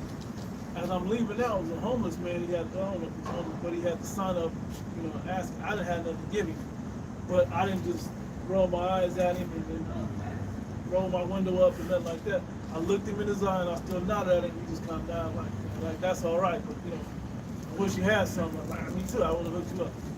But when the next person looked at him, they were like, it was white lady too. She was like, roll the window up. It must have been a Jake. No, it was a white man. Oh yeah. White man, Jake was just saying, it was a white man. I just looked over at him and read his sign like, hungry, please help. That's all he said. And I was like, man. Looked at him and really acknowledged him. He just felt the difference that, at least saying, thank you for even acknowledging that I have these issues. Mm-hmm. You know, so that's the difference. You don't turn it off. Just something that subtle means a lot to people. Yeah, when you say nothing bad to say about us. Yep. See, with Jake, they just falsely accuse you without no evidence. Yep. Yeah. You know, if you got evidence, it's another story. Yeah. You know, but you know that's gonna come with this ministry. You know, but you know, according to Yahweh Shai, there's nothing bad. You know, against his. You know, there's nothing you can say. You know, accuse us with that's true. You know, because you ain't got no evidence. That's part of the point of separating yourself. You know, don't be guilty of the things that's being said or that will be said. Because it's going to come a time where we're going to be persecuted. We're going to be much more slandered, like on a broad scale. And you don't want to be guilty of those things. Like now we see certain information coming out about the secret life that certain individuals is living. And, you know, it's allegedly right now, but it's not far-fetched that they actually guilty of them things. 1 Peter 2:11 in the NLT. Dear friends, I warn you as temporary residents and foreigners to keep away from worldly desires that wage war against your very souls. Be careful to live properly among your unbelieving neighbors. Then, even if they accuse you of doing wrong, they will see your honorable behavior and they will give honor to the Most High when He judges the world. Right. Yeah. Well, let me continue. It says, for the Lord's sake, respect all human authority, whether the king as head of state or the officials he has appointed. Can I say something? Hey, I don't, like in the world, I don't want to come face to face with a cop. I don't want to look you in the eye. I don't want to talk to you. In this thing, I love talking to cops. I don't just make a habit, hey, mister, I don't walk up to him and just do that. But when we come in interaction or we get eye contact, whatever, well, I got nothing. You got nothing on me. I pay my taxes, whatever. But you start looking at all these different things. My tags is good. My license and registration is good. There's nothing that you got. I ain't got no warrant. I got nothing. Yeah. I'm not a criminal. Also, these people that falsely accuse us, and so when the Lord started judging the world, that RFID microchip on TV, the apostles been talking about it. Yep. So when that time finally comes, they're gonna have to make a decision, and they're gonna think upon the apostles, getting out the scriptures. Yep. Them guys was always right. Yep. Yep. That'll be that moment in time where I told you something, right? And that moment's coming. We gotta endure the slander first, but then somebody's gonna stand up and be like, nah, them dudes, that don't sound like he would do that or they would do that. These guys have been good, man, the whole time. Yeah, don't marvel because we expect everybody to be totally against us when that time comes. But there's gonna be a few people that recognize seeing us out there in the works that we've done over the years, and they're gonna be like, nah, man. I could tell that this is all one big smear campaign. I could tell that this is all a narrative. It's being forced. I didn't witness that. I didn't see that with my very eyes. That what they're accusing these men of. Certain people, it's gonna click to them. Yeah. They did say that this would happen. Well, it's gonna be a difference in what we see now of the people that's coming out to defend these niggas that's guilty of what they're doing. They're not saying, oh, I don't believe you did that. They saying, no, you know what, we still with you. You good, you can come back from it. In that day, the true, the believers, they're gonna defend the real men of the Lord, the real prophets. and saved. We know y'all didn't do that. We know y'all. You know, some of us have actually met y'all in person, and we know y'all didn't do that, man. Even Pilate had to, you know, damn, I ain't found nothing evil with this man. I've never heard nothing, man. Cause he was, I was trying to write. He was like, man, why y'all coming up on these sports? I'm just in the, all I do is I'm in the temple teaching. Yeah, y'all saw me every day in the temple. I know. The brother got one. If I can finish, there's a few more verses. It says, verse 14, it says, or the officials he has appointed, for the king has sent them to punish those who do wrong and to honor those who do right. It is the Most High's will that your honorable lives should silence those ignorant people who make foolish accusations against you. Wait, read that last part again. It is the Most High's will that your honorable lives should silence those ignorant people who make foolish accusations against you. Remember when LA had that situation happen? It was like, y'all just, I'll never forget, the elder Barack Allah was like, we don't give a fuck, man. We want, you know, if you've really been watching us, you know we don't do shit. We're fucking boring. And that's really what, from the out, think about all these guys with Big U and all them just went down because they were all in the kind of juice and all kind of gang banging and drug and trafficking and fraud and all kinds of charges they just got on all this juicy shit. They gonna look it up and be like, ugh, he go to work every day, he play with his kids, he take them to the park and shit, he watch Netflix movies about the Bible. What the fuck is he doing? Ugh. He not a Sir, threat. Sir, I can't. You really want me to keep watching these guys? He don't ever do. He might one day do something. All right, I'll keep watching. He might go shoot a basketball or go lift some weights or something. He went to the gym. He did something new today, though. He went to the gym. He went to buy a bottle of wine. I don't know. He might have went to a jiu-jitsu class or something. Yeah, that's where the spas out there, man. Like, what do you got? Yeah. You got nothing, bro. What you got? What else you got?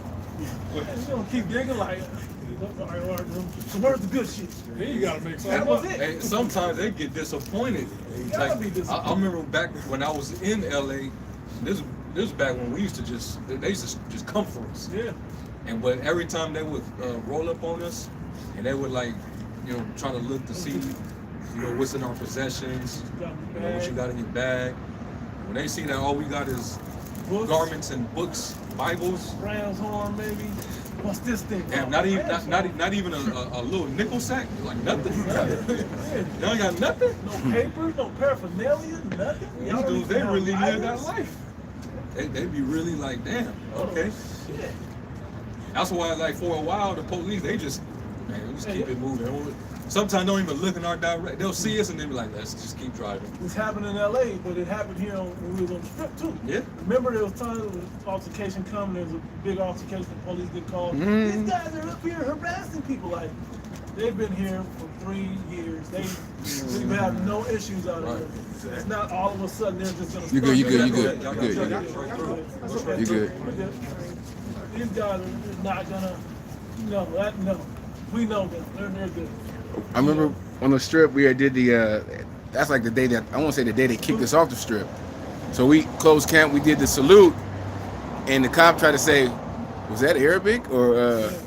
Yeah, not Arabic. He said something like, it wasn't. I don't know, but he tried to something like that. Yeah. Like, nah, man, no. That's Hebrew. Yeah. So you got trying to make that tie with the Ishmael, the Muslim, With terrorists. Really. That's really what they're trying to do. Yeah, you got nothing. But the overall thing is they can't make the association with the type of guys that you see are getting caught, brought to judgment. Like these RICO cases you mentioned about Big U. You're not gonna find nobody in the truth remotely with any association in comparison of an individual like that. That's not gonna even be in your company, man. Now maybe these other groups, but like Yellowstone, we on. And we come from that world.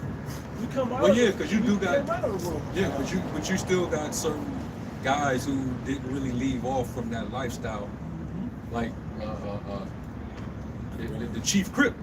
You know, you still talking with guys that's still claiming the sin. You Yeah. better be careful. Adam 22 gonna come get you. And And if stay on that platform if you want to. right. And if that nigga, if he wasn't the scope wasn't on him right now, I'm pretty sure he would have a lesson or something to say about the whole Big U situation. You know. You probably will anyway. This is Romans 13, and I'll start at the top, but the point is in verse 4. It says, everyone must, this is in the NLT, Romans 13:1. Everyone must submit to governing authorities, for all authority comes from the Most High. And those in positions of authority have been placed there by the Most High, whether the king, whether the governor, right, etc. So anyone who rebels against authority is rebelling against what the Most High has instituted, and they will be punished. For the authorities do not strike fear in people who are doing right, but in those who are doing wrong. Would you like to live without fear of the authorities? Do what is right, and they will honor you. That's why we could be confident, like, hey, we're not true. The only way for you to come at us is if you got a false charge that you're going to try to pose on us. Yeah. Basically, bear false witness, right? It's like a thief that's in a place where he's not supposed to be. When somebody turn the light on, what they do? They run. Right. Because you're not supposed to be there. If you where you supposed to be doing what you're supposed to do, it don't matter. I'm where I'm supposed to be. So what's the big deal? That's why when the police pull up on the block, niggas who got guns on them, dirty guns, they doing crimes, they got warrants, them niggas flee. They're scattered. Yeah. What do? We don't even stop teaching. Go ahead and go talk to the guy on the side and see what's going on. Or whoever, you know, it's not busy. Yeah. It says the authorities or the authorities are the Most High servants sent for your good. But if you are doing wrong, of course you should be afraid. But they have the power to punish you. Yeah, like Big U. Yeah. This nigga had to have known that at some point, because that comes with that life. Yeah. If you're gonna live that life, you better believe, it's gonna be it's only a matter of time before you get they got your number. I got a Charleston White quote. For those that don't like Charleston White, right? We don't like him because he don't like the truth, but he say some good shit against these niggas. One thing he said was, if you in the life of crime, you gotta know that you're gonna go down for that shit. Right. So if you a dope boy and I give you a ride somewhere, a cop get behind us, pull us over, you supposed to take that charge for your dope. You ain't supposed to put it on me. And did we say it after? I said during the live stream, we were watching that live. Oh yeah, because you wasn't gonna share the money with me. Yeah. You know, not half, not what I'm about to catch with you. If you act like you don't know who it is, that ain't a friend wouldn't conduct himself like that. But a friend would choose better not to have somebody in his car. Right. So folks are responsible. Yeah, that's the best friend he got. Man, leave that alone. You know, go do something better with your life. You got more? It says, they are the Most High servants sent for the very purpose of punishing those who do what is wrong. So you must submit to them not only to avoid punishment, but also to keep a clear conscience. Pay your taxes too. For these same reasons, for government workers need to be paid, they are serving the Most High in what they do. Give to everyone what you owe them. Pay your taxes and government fees to those who collect them, and give respect and honor to those who are in authority.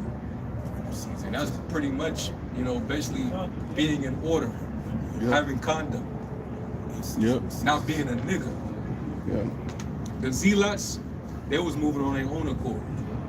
Yeah, if I may, being being revolutionary minded, it almost sounds hypocritical, but it's not, because if you think it's hypocritical for what you just read to be a good citizen but be against the system, then you are. Because that's what the street world will tell you.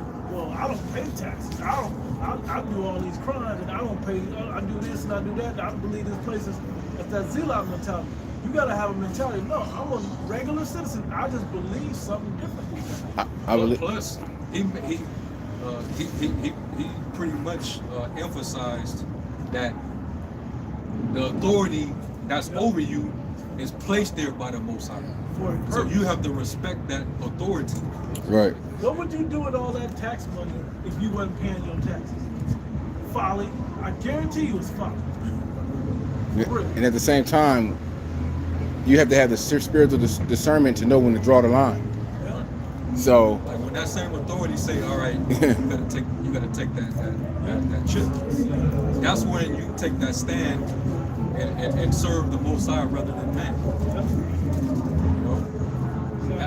That's the line of separation.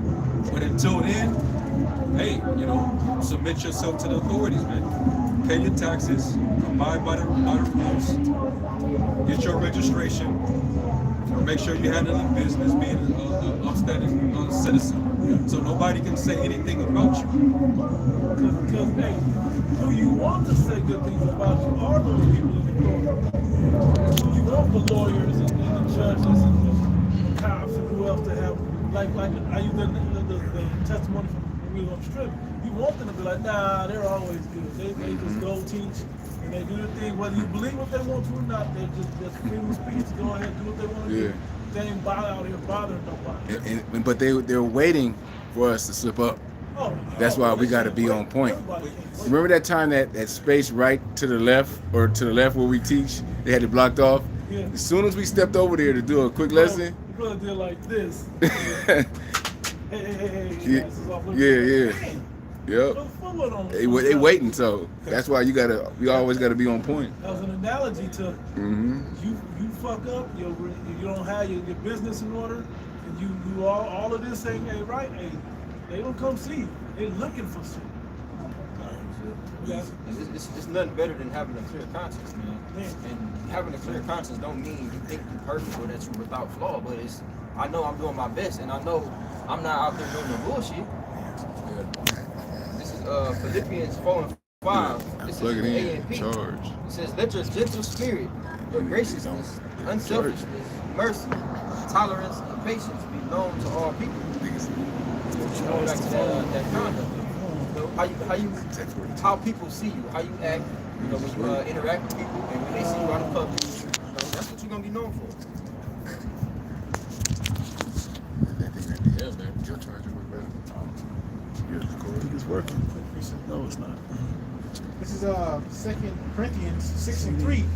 Giving no offense in anything, that the ministry be not blamed. Matter of fact, start up and then just read down. It says, this is 2 Corinthians 6:1. When then as workers together with him beseech you also that you receive not the grace of God in vain.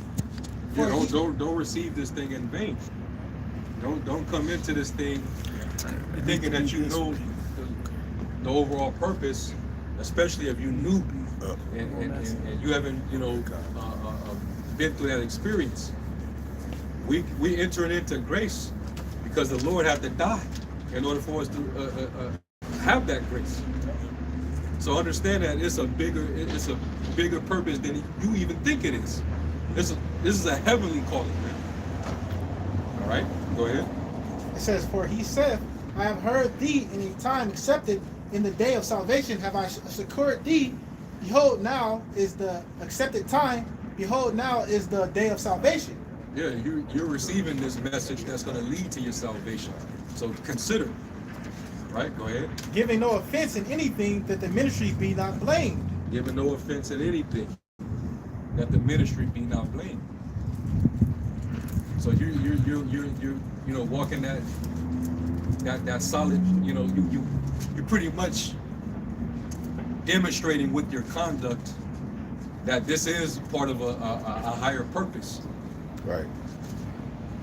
You know, people will be able to notice the lifestyle change that you made. Mm-hmm. They realize, like, damn, I used to be able to get under his skin. I can't even get under his skin no more.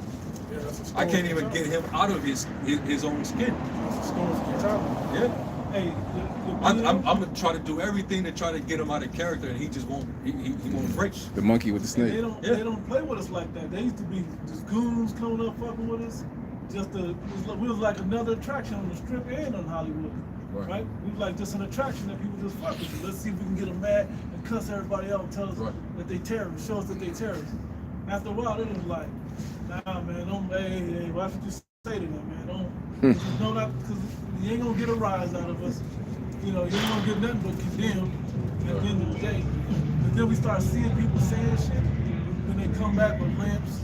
I was thinking about the guy over there. Yeah, come back beat up and just different situations. It's just not wise fucking with us, man. We ain't bothering you like that. Yeah, just like the Heavenly Father's long suffering, we gotta be long suffering. Exactly. We gotta put all that on. Our shot. We all gotta put all that on.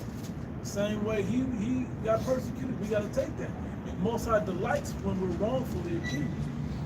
He likes that. And that's not just gonna We happen. take it's like the most important part, and that we take it patiently, because we know the Father has that. Well, somebody get 1 Peter 4. I was in there. I think it was like around the 14th verse. Yep. Somebody get that. I was gonna say that don't just happen, you know, that comes through experience. Like the brother earlier, he was speaking on, you know, the Lord puts us through those small tests. You got to be able to, of course you're gonna fail, but you know, you got to be able to pass those small tests in order to get to that level of not being, you know, thrown off or being wavered when some outside influence comes. Somebody get that? First Peter chapter 4. 12 is against God. Well, yeah, that's the point. Because we talking about the ministry being blamed. Right. Go ahead.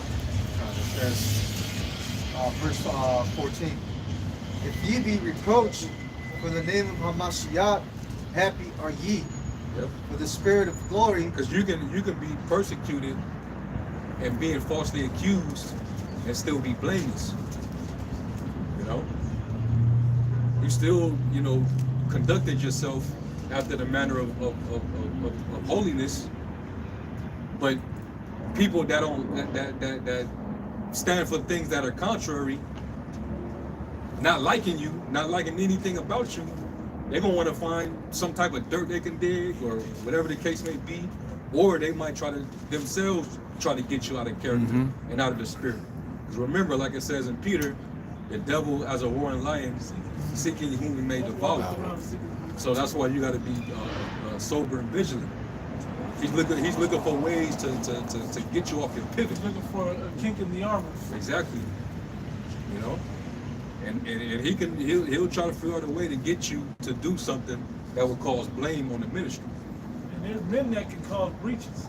Yep. Men can cause breaches. The whole thing.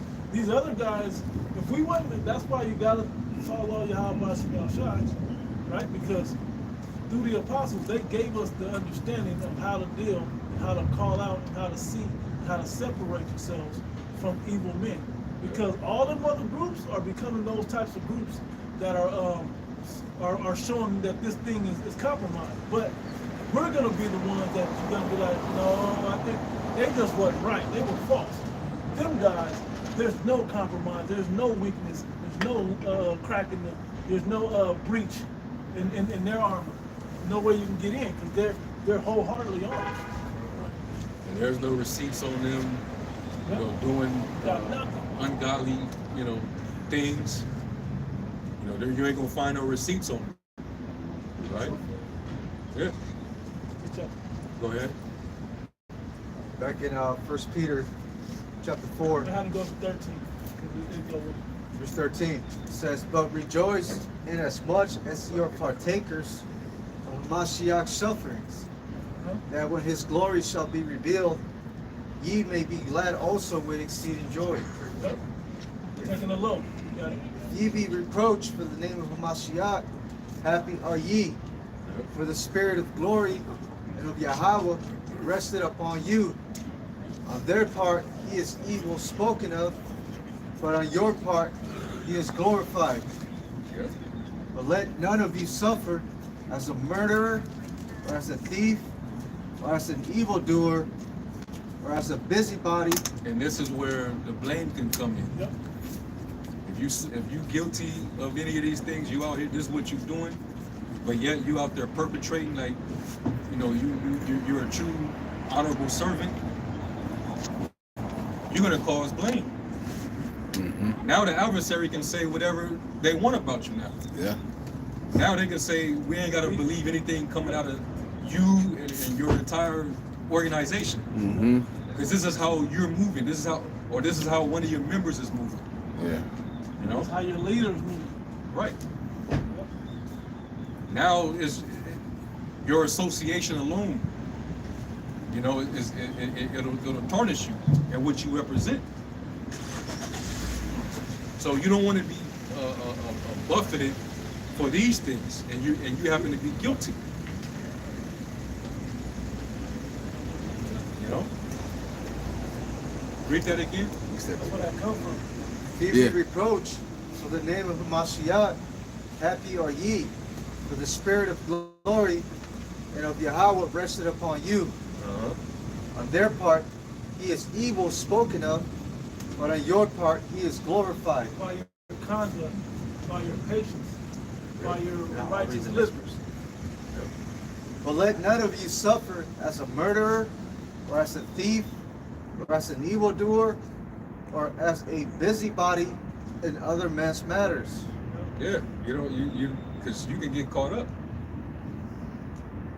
And going back to Romans 13, the authority, he's there to punish you if you're doing wrong. Somebody's got to be. You got to be checked on some level. Yeah. Most High has those set up. Yeah. Esau, he can't wait to throw you under the system. Especially if you believe this. Yeah. They already have a negative perception. You know, they want to have something that they can use against us. Yeah. That's in Revelation, the accuser of the brethren. They need any little reason to smear us. So you might have, that's why eventually you're gonna have crash dummies, you're gonna have agent provocateurs that's gonna infiltrate and do some of these things so that the ministry can be blamed eventually. We can't help that. This is all part of the will of the Most High. It's written. You need that to be there. You need that element to keep us honest. That's how the offenses is gonna come too. But see, even when that happens, we're gonna be comforted. Because we're gonna know, well, the scriptures already say the Lord's gonna justify his elect. You know, no weapon formed against them shall prosper. You know? So you ain't got nothing to worry about. The Lord's a just judge.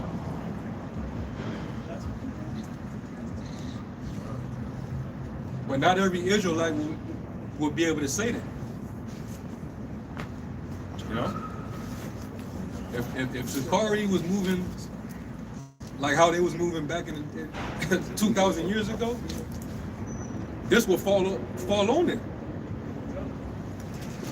Because they were what? They were murderers. That's what the word Sakari actually means. You know? Dagger. They were murdering people that wasn't down with the cause. If you wasn't down with the revolutionary, basically you ain't down with our gangster, we can't trust you. So they would go into crowds and stick a dagger in your back and then disappear out of the crowd. Yeah. That's how they was getting down, man. I want to call it assassin. That's the word. Assassin. Yeah. They put you to death. You didn't do that, but you gotta be spiritual. They were doing it carnal. If you ain't with us, then you with the Romans. Yep. You know, What you with the mean enemy. paying your taxes? Right. Yeah. Go ahead. Continuing, it says, Yeah. And see, and right now,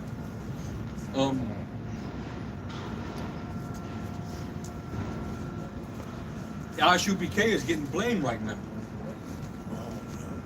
because you're not checking some of the men up under you that's saying the most ridiculous shit. Yeah. And then there's weird behavior that's getting exposed.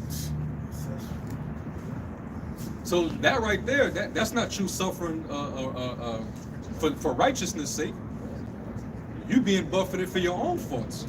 You the one causing blame for your own wrongdoings. That falls back on your ministry. But they can't say every Israelite group moves that way. But that's how the way people think. They'll think that we all just. It's no different than when Esau he paints the Muslims a certain way. You know, he'll have one false flag and then blame it on this people, and now all of a sudden all Muslims are guilty now. They all are terrorists. Anytime you see a Arab on a plane with a turban, you go back and think he about to blow some shit up. Hey, who sent it? I don't remember what chat it was in. Somebody sent it. Maybe I just scrolled across it. They had it's like a high school class, and a young teenager, I guess it was a teenager, came in with a turban, the whole garb and everything, with a bag like this. Oh, this is my bag. He walked in with the bag, bro. I just dropped this. Just threw it.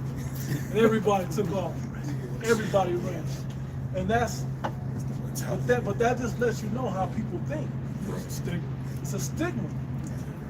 And you're in America doing that. You know what I mean? Like, you got it this deep into a school, you know, but everybody, and it was all like the whole Jake class, everybody took off. Shit was hilarious how they moved. Jake moved, you know how Jake moved. But we can't have that type of stigma on us, a negative stigma. We gotta have a positive stigma. Like Yahweh Shah. Yeah. Him and the men that he rode with, you know, they were representing peacefulness, humility, you know, having love and charity amongst each other. Of grace. Right.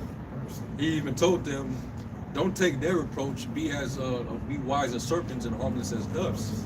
Right. And they still rode upon him as if he was a criminal.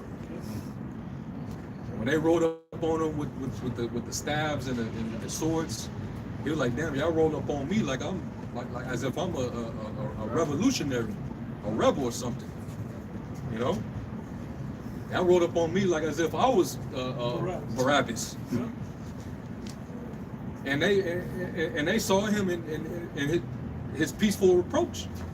Men was trying to kill him. Men was trying to put hands on him. Men tried to throw him off of a mountain. Yeah, mountain. Yeah. They saw him endure all that. But yet they still rode upon him as if, you know, because that wasn't his approach. That's why you can't have that sloppy, bro. That's why you can't have none of that mentality on you. Because when they do apprehend and roll up, Elder Ariella said something heavy a couple years now, or at least a year ago. He was like, it's different when you hear them on the block and they come to apprehend you. They're telling you at maybe your address, whatever, come out with your hands up, and then you look out, you glance out the blind, you're like, what's going on? And they got the guns, and they got you all coming out, or they coming up with the battle ram and shit. It's a different energy. That's why you can't have that on your spirit, that carnality. You can't be like, fuck that, I'm about to shoot it out with these guys, man. I'm going down to blaze of glory. Yeah. Nah, man. I experienced that before. Like they came, but like I was real young. They came to my crib. They had threw a flashbang grenade in there, hit the door, put an M16 to my head, man. I'm like, man, about to raise to the Most High, you know. But I'm telling you, it's a whole different type of ball game, man. Like it's like, man, you ain't gonna keep your composure like that if you ain't strong-minded. You know what I mean? That's what we're practicing. Yeah, exactly right. Yeah. Exactly right. The Lord says, in your patience possession your souls. Right. Hey, when a lamb or a sheep is getting ready to get slaughtered, it doesn't wild the fuck out. A goat will. Talk, it's crazy, acting crazy. But the sheep is like, you know, what could you do? But it's like they see you like that, and they be like, damn. You know, you don't feel a certain way, even just trying to, detain him. Like, man, he ain't even like. He not resisting. Yeah, he just giving himself over. We talking to him, and he sounds reasonable. Yeah. He doesn't sound like a threat. Somebody got the conversation the house I had, but they were apprehended. Well, like someone with those soldiers, or are you talking about when he was talking with Pilate? It was the one where he was like, damn, I'm thinking Pilate. Now that you say it. He was like, so you the king of the Jews? Yeah, it was with Pilate. Yeah. Said thou sayest? Yeah. That one, yeah. He really didn't say much. He didn't really say anything. He kept it. You know how like when you know what you're here to do. You know like when the authorities. Nothing I was gonna say gonna get me out of it. When they say anything that you use against you, can use anything that you say can be used against you in a court of law, and you could just say I'll plead the fifth. Basically, you ain't got to give up no information. Nothing that's self-incriminating, right? Yeah. But the Lord did that, and He didn't have nothing to incriminate Himself with. You know? We're going to stop him from apprehending me. Whether I plead my case or not. Why? You gonna take why? This is the will of my Father. Imagine the Lord trying to defend Himself and put up a pleading case when He's supposed to be good. You know what I'm saying? He's supposed to go through. Or else He would be going against the will of His Father if He didn't go through. You know? I ain't got nothing to say. Hey, y'all they accusing me. Well, hey, that's what they say. Luke 23. Y'all. You got Is that 53 and 7? Yep. You can get that one. I mean, it's meant to go with the other, but even back then, it had that. Can you read it? Isaiah 53 and 7. He was oppressed and he was afflicted, yet he opened not his mouth. He is brought as a lamb to the slaughter, and as a sheep before her shearers is dumb, so he opened not his mouth. Everything you said, right? He didn't say nothing. He didn't need to. He didn't got to. He knew his Father in heaven is already. He told him what he would have to go down. Right. That's why he had just prayed about it. Like I gotta go through this. There's no other way. Say less. There's Sirach 2 and 4 in the GNT. Accept whatever happens to you, even if you suffer humiliation. Be patient. There it is. Somebody get 1 Peter 2 and 23. Probably start at 22. Is that one better? Or you don't need the other one? No, you can get the other one too. Look, right? Yeah. First Peter? 1 Peter 2. 2 and 19? No, 2 and 22.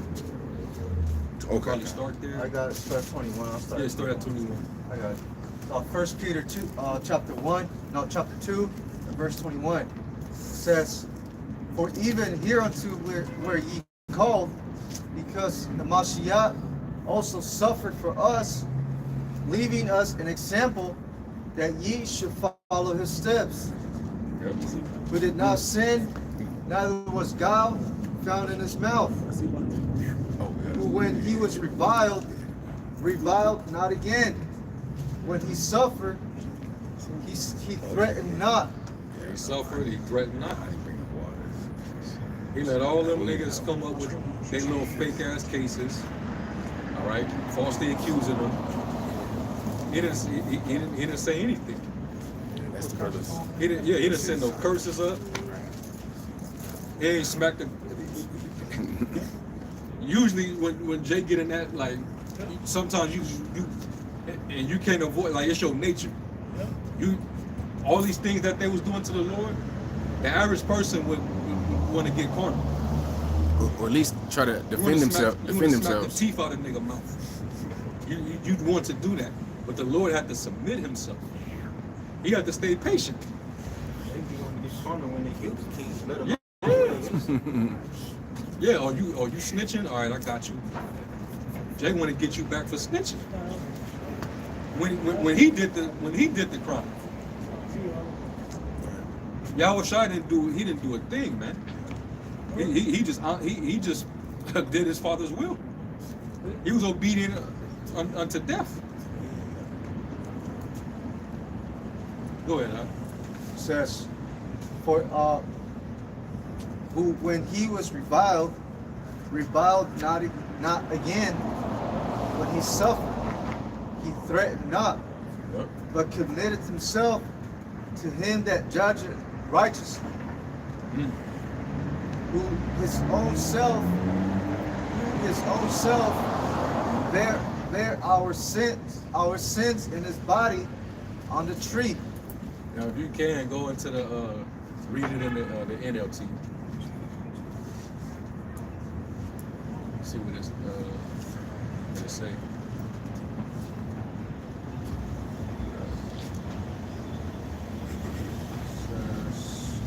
And you can read back up to 22, I think, yeah. Says 1 Peter 2.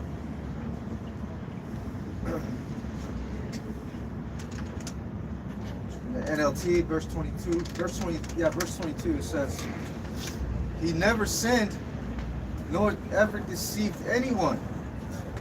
He did not. So the Lord kept it, what Jake say, keep it true, keep it 100, keep it solid, keep it 1,000. Yeah.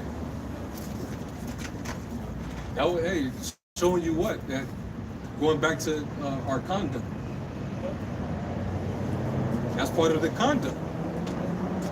People could say like, man, that dude, nah, when he was around me, he was honest. He was himself. He didn't hide nothing. He helped, yeah, he helped. When there was criticism needed, hey, sometimes he did that. Sometimes he kept it peaceful. He held back. He knew when to be quiet at times, like, you know. And even like we're talking about having self-restraint. It was only, you could really only say it was only one time when the Lord had that outburst. When he went into the temple. They pissed him off and the zeal of the Lord overtook him. You know? You gotta think about how severe that moment was, because I'm on the scene. I'm just out here. This is what's going on. Like, damn, y'all out here wilding. Like, y'all got no respect for what this represents. That's why that whole old way ain't the way no more. That's why the third temple gotta be like this. It's gotta be like this. Tables must be big too. Jacob's wilding. Converting every day. I'll read it again. Verse 22. It says, he never sinned, nor ever deceived anyone. He did not retaliate when he was insulted. And he didn't what? Retaliate. He didn't retaliate when he was insulted. And you got men who will be guilty of what they did. And when you cuss them out, they want to cuss you back out. They finna make videos on you now. Instead of humble down, you know, instead of hiding your face, you know, showing the true remorse.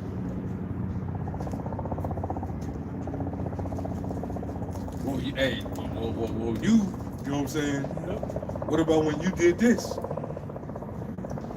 The Lord wasn't doing that.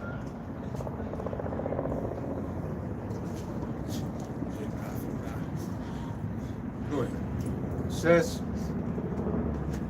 he did not retaliate when he was insulted, nor threaten revenge when he suffered. Right. He didn't threaten it. Like when he told Pilate. He said, if this kingdom was if my kingdom was of this world, then my servants would fight. And he even said that I could call down 12, was it 12 legions? 12 legions, angels. Call down 12 legions of angels. And only one angel can take out the whole earth. 84,000 angels. Yes. That's an army. He said, I could do that. But no, this kingdom is not my kingdom. Mm-hmm. I gotta be faithful unto the cross. You know? So he had to suffer. These niggas He had to suffer the Romans. Yeah. Now, how many of y'all can do that? You have the power to call angels down to destroy the empire that you're in. You know? knew They it bring wasn't all right. hell towards you. This devil got. I can't do it, Hell man. no. This man got fucking robots. He got drones. You know? He got so much weaponry that you can't even fathom, man. Yeah. He know what he can do, but he want to see when he's free with it, so just Bro, use it. Man. He want to use it. He wants Bro, a reason to use. Yeah. what was that? What weapon was that they used on that crowd in that one country? That made everybody pause, Yeah. and then all of a sudden everybody took off running. It's like they go they go there to it's like every day they go there, but then they use, like you said, it's like a signal, and it made everyone just look, and they scattered. I don't know what this shit was, but it's like over like a million people.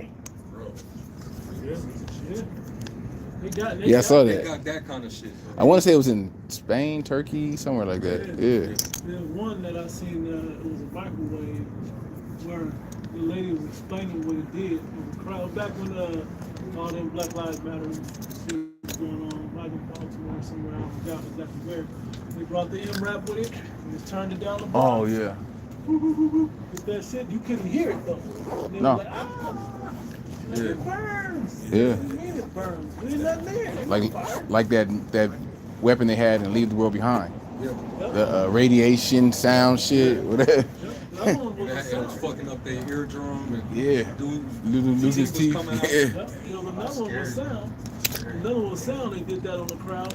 They shot it down the street toward the crowd. That might have been in LA. As soon as they heard it, they just started running the other way. Like you can't go further. The closer you are, the more it hurts. Remember that happened in Korea during like some type of Halloween shit or some type of, yeah, they had people were just scattering, just like people got trampled and shit.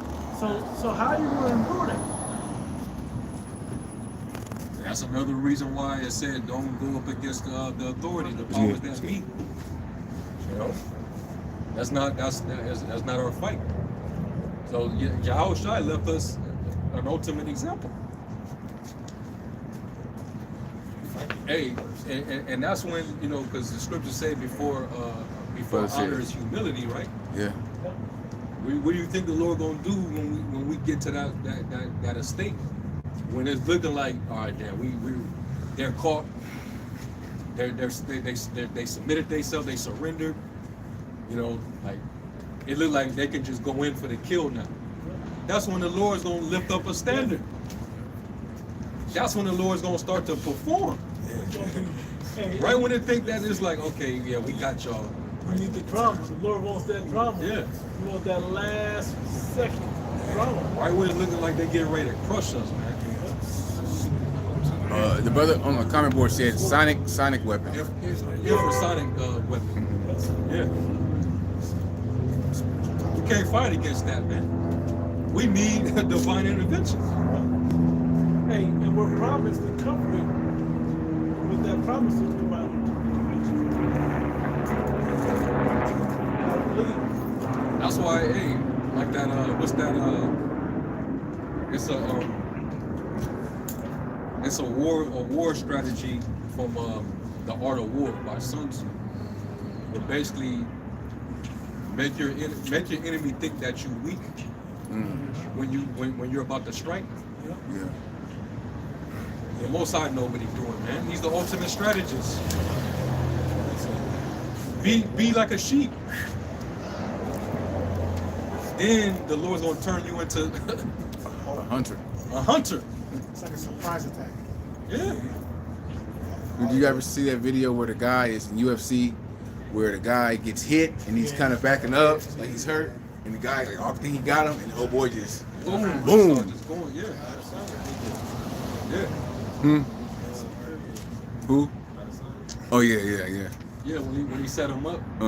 He thought he was about. He's on the fence. On the fence, Yeah. on the gate. Yeah. And he did that counter off. He jumped right off of that. Just boom.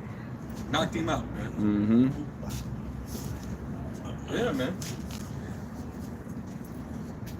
So the Lord he's teaching us, you know, how to endure and to be patient. Because the Lord, he had to endure it, he had to suffer it, he had to be patient. And then after that, what happened next? He was glorified. Somebody get a Romans. Now he's the Lord from heaven now. So the very next time the last time the world saw him, he was disfigured.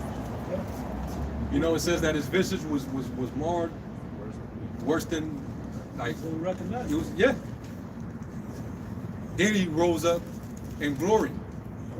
Then he left after 40 days and went and got it beamed up into the ship and went and sat on the right hand of the throne of the Most High. I want to make a quick point before you go further than that. That happened in 3 days, man. And it was just long enough for everyone that had faith that he would rise. To be like, damn, he might not be getting up. Just to see who was going to continue to be patient and wait. Yeah. Then he left us, so now what? Then he rose back up. And they was thinking that he was going to use his own power and raise himself off. It was trying to mock him. And you the son of God, right? Well, get yourself up off that cross. You know? But it ain't going to be like that this time, man. Romans 5 from the top.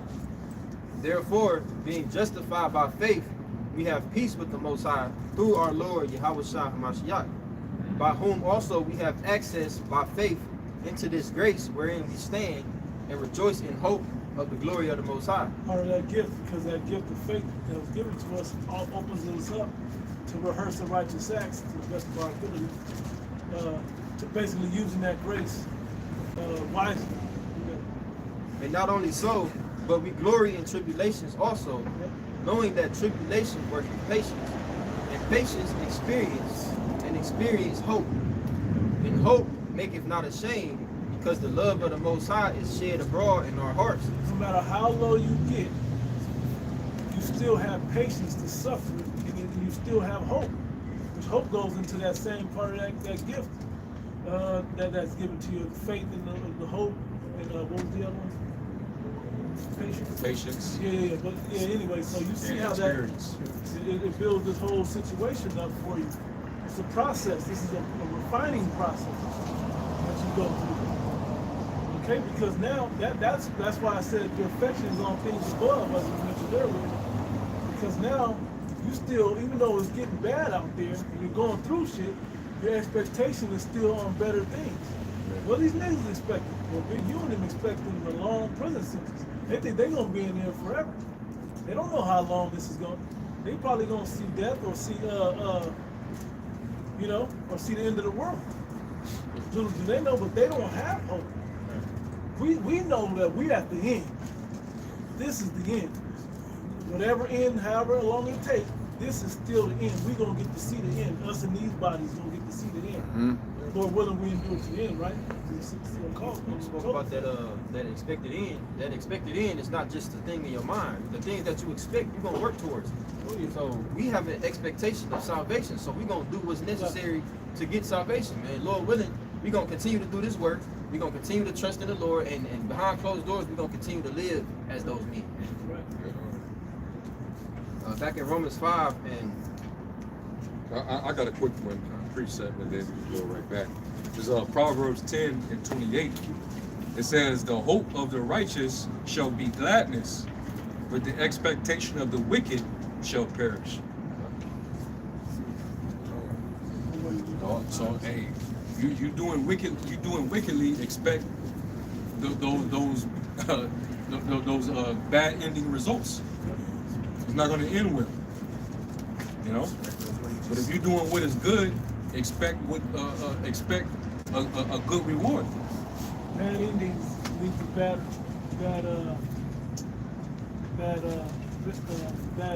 punishments, basically. Good.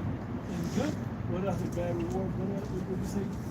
Oh, bad decisions. Right. So good decisions lead to a good outcome. You gotta believe that, because that's how wisdom tries. You're gonna still stick with it. It didn't pan out this time. You still gonna stick with it. Now, it was the right decision. Just wasn't for me at that time. It may not ever be for me, but I know that was the right choice. Why? Because the scriptures guide me to show me that that's the right choice for the spirit. You know, we all gonna appear for that judgment seat eventually.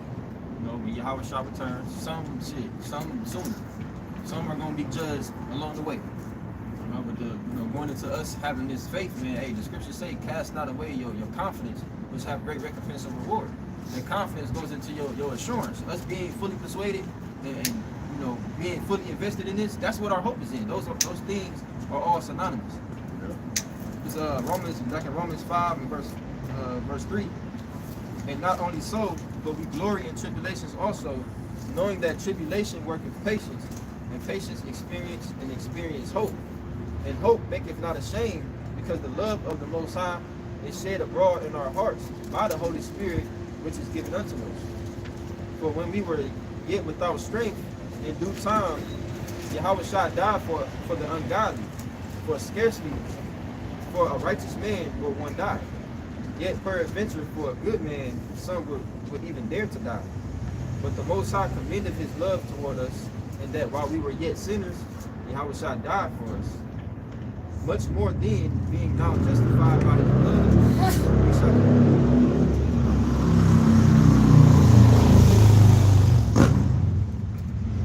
more then, being now justified by his blood, we shall be saved from wrath through him. Yeah, because he said he died for us, right? Read that last verse. It says, but the Most High commendeth his love toward us, in that while we were yet sinners, Yahweh shall die for us. Right, we didn't deserve it. Much more then, being now justified by his blood, we shall be saved from wrath through him. Yeah, and why? Because he left the example of how to be patient, how to suffer wrongfully, and revile not back, how to be of good character and of good works amongst the people. Okay, and that's part of when the scriptures say, walk in wisdom toward them that are without, that are outside of the understanding. You still got to move that the right way, which is approved to them. That don't mean if they wicked, you okay, this is what you expect to do. No, I'm going to be an example of the right thing to do. You know?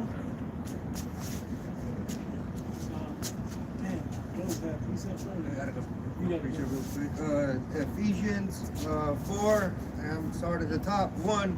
Therefore, the prisoner of the Lord, beseech you that ye walk worthy of the vocation wherewith ye are called, with all lowliness and meekness, with long suffering, forbearing one another in love, enduring to keep the unity of the Spirit in the bond of peace. There is one body and one Spirit, even as ye are called in the hope of your calling. And you said that earlier. Read the first verse again. I, therefore, the prisoner of the Lord, beseech you that ye walk worthy of the vocation wherewith ye are called.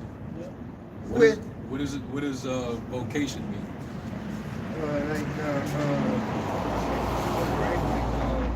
You just said it.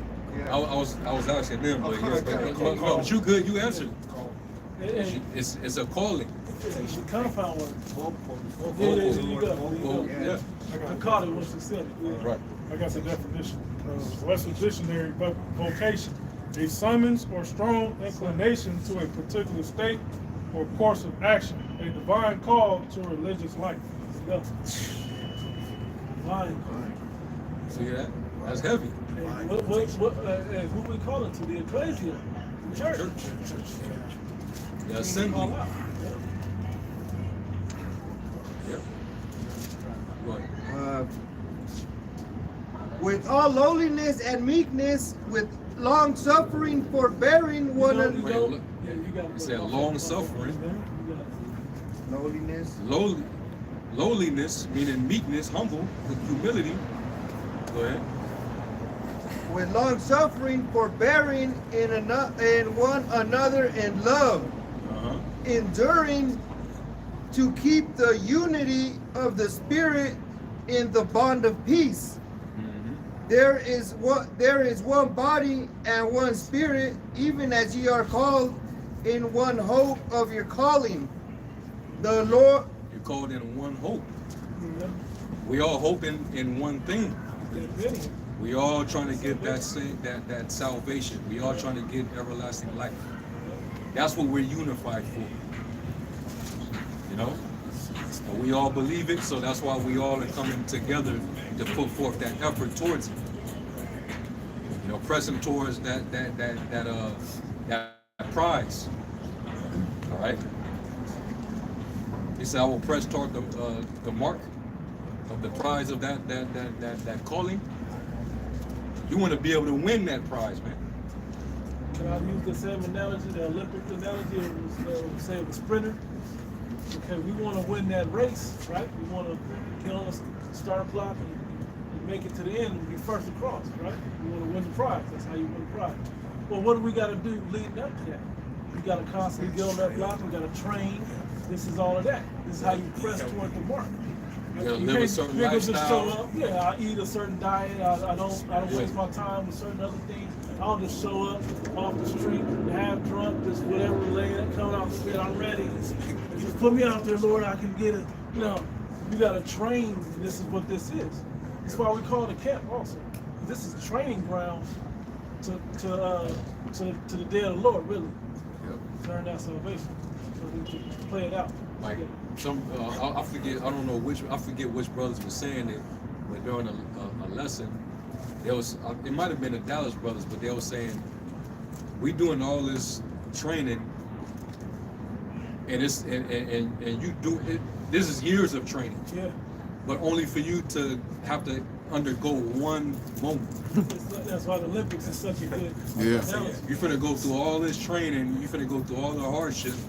All right, you finna put your body under all these changes just so that you can perform for this one particular task, this one moment.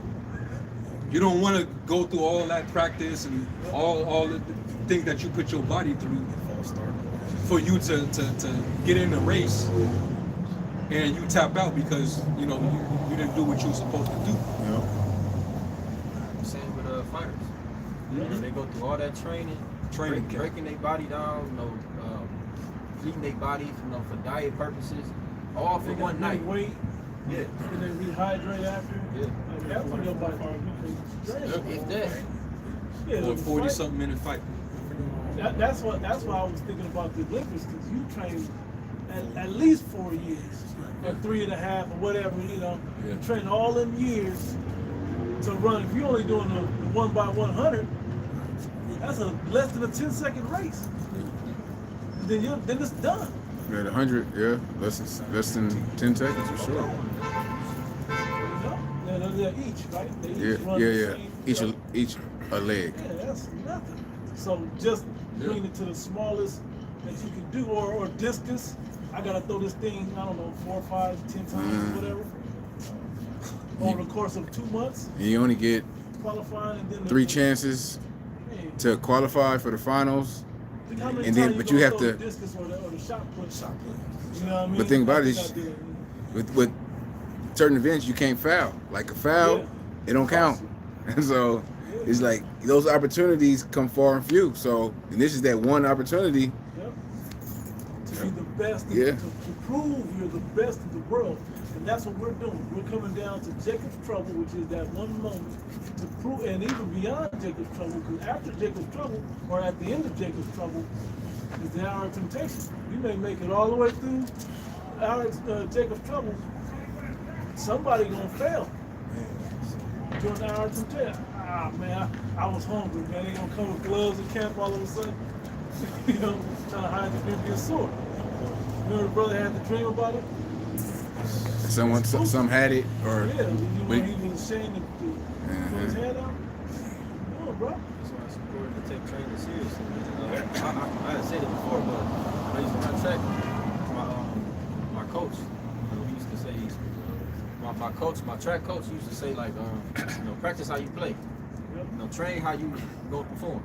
don't bullshit just because you know it's practice. You know, still go hard because when you in it, it's supposed to come naturally. It's supposed to just flow. Yep. I hear some people say that if you practice hard, the game comes easy. Yeah. It'll come like second nature. Yeah. If you practice at 100%, you may only need 80 in the game, Right. but you have the ability to go to 100. Mm-hmm. And it's not easy. Like when you performing and you actually doing it, it's not easy, but it may look easy. Like certain boxers when they weave and shit and they putting on a good performance, or certain basketball players they just out there boss. It look easy, but they put in the work to be able to perform like that. Steph Curry, a good example. That's what I was gonna say. While he's an example of a lot of people that want to be like him, but they just think he's just throwing it up. No, he's putting up 1,000 shots. Dang, bro. Before the game, you know how many shots he shoots before the game? It's like 200. Yeah. You know, it's game day though. Now the days he's not in the game, it's probably like 500 to 1,000. I don't know his number, but they were saying it. Think about that shit, bro. I just seen the video. 200 in game day? From full court. Yeah. On net. So like, now, when we see it, we don't even notice the misses. We don't even pay no attention. We just see all the amazing makes. We definitely didn't see all the work behind the scenes that it took to be. You know how hard it is to take 200 shots? I've tried it. It's a mental thing too. Recent. My legs hurt. You ain't even thinking about your legs. Using all kind of muscle. Your legs hurt after 200 shots. Threes. I seen that video of him throwing that half-court shot. What came to my mind I wasn't so focused on the shot. It was like, okay, that was a great shot, but I was focused. What I thought about was like you have to become your craft. You have to become what you're doing, what you're a part of. It's not just about trying to trying to get out there and look good. Like guys coming to this truth, they try to sound good. They try to build this image, but no, like this is life. He's able to do stuff like that is because that's his life. You got a basketball demon. That's why the apostles always talk about being a stoic. For real. You know, because a lot of those men, they got these abilities, and it wasn't just because they were just, they just woke up one day and they just became good. No, they made sacrifices.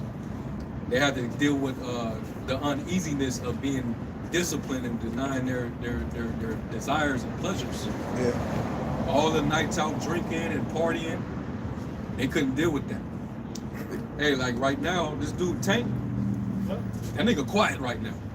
After that last fight he just had, and some of the people was like, I think you lost that fight, and it was a draw. Usually Tank is arrogant. He'll throw it in your face. Talking shit. You don't hear a peep from him right now. He's more than likely back in that lab.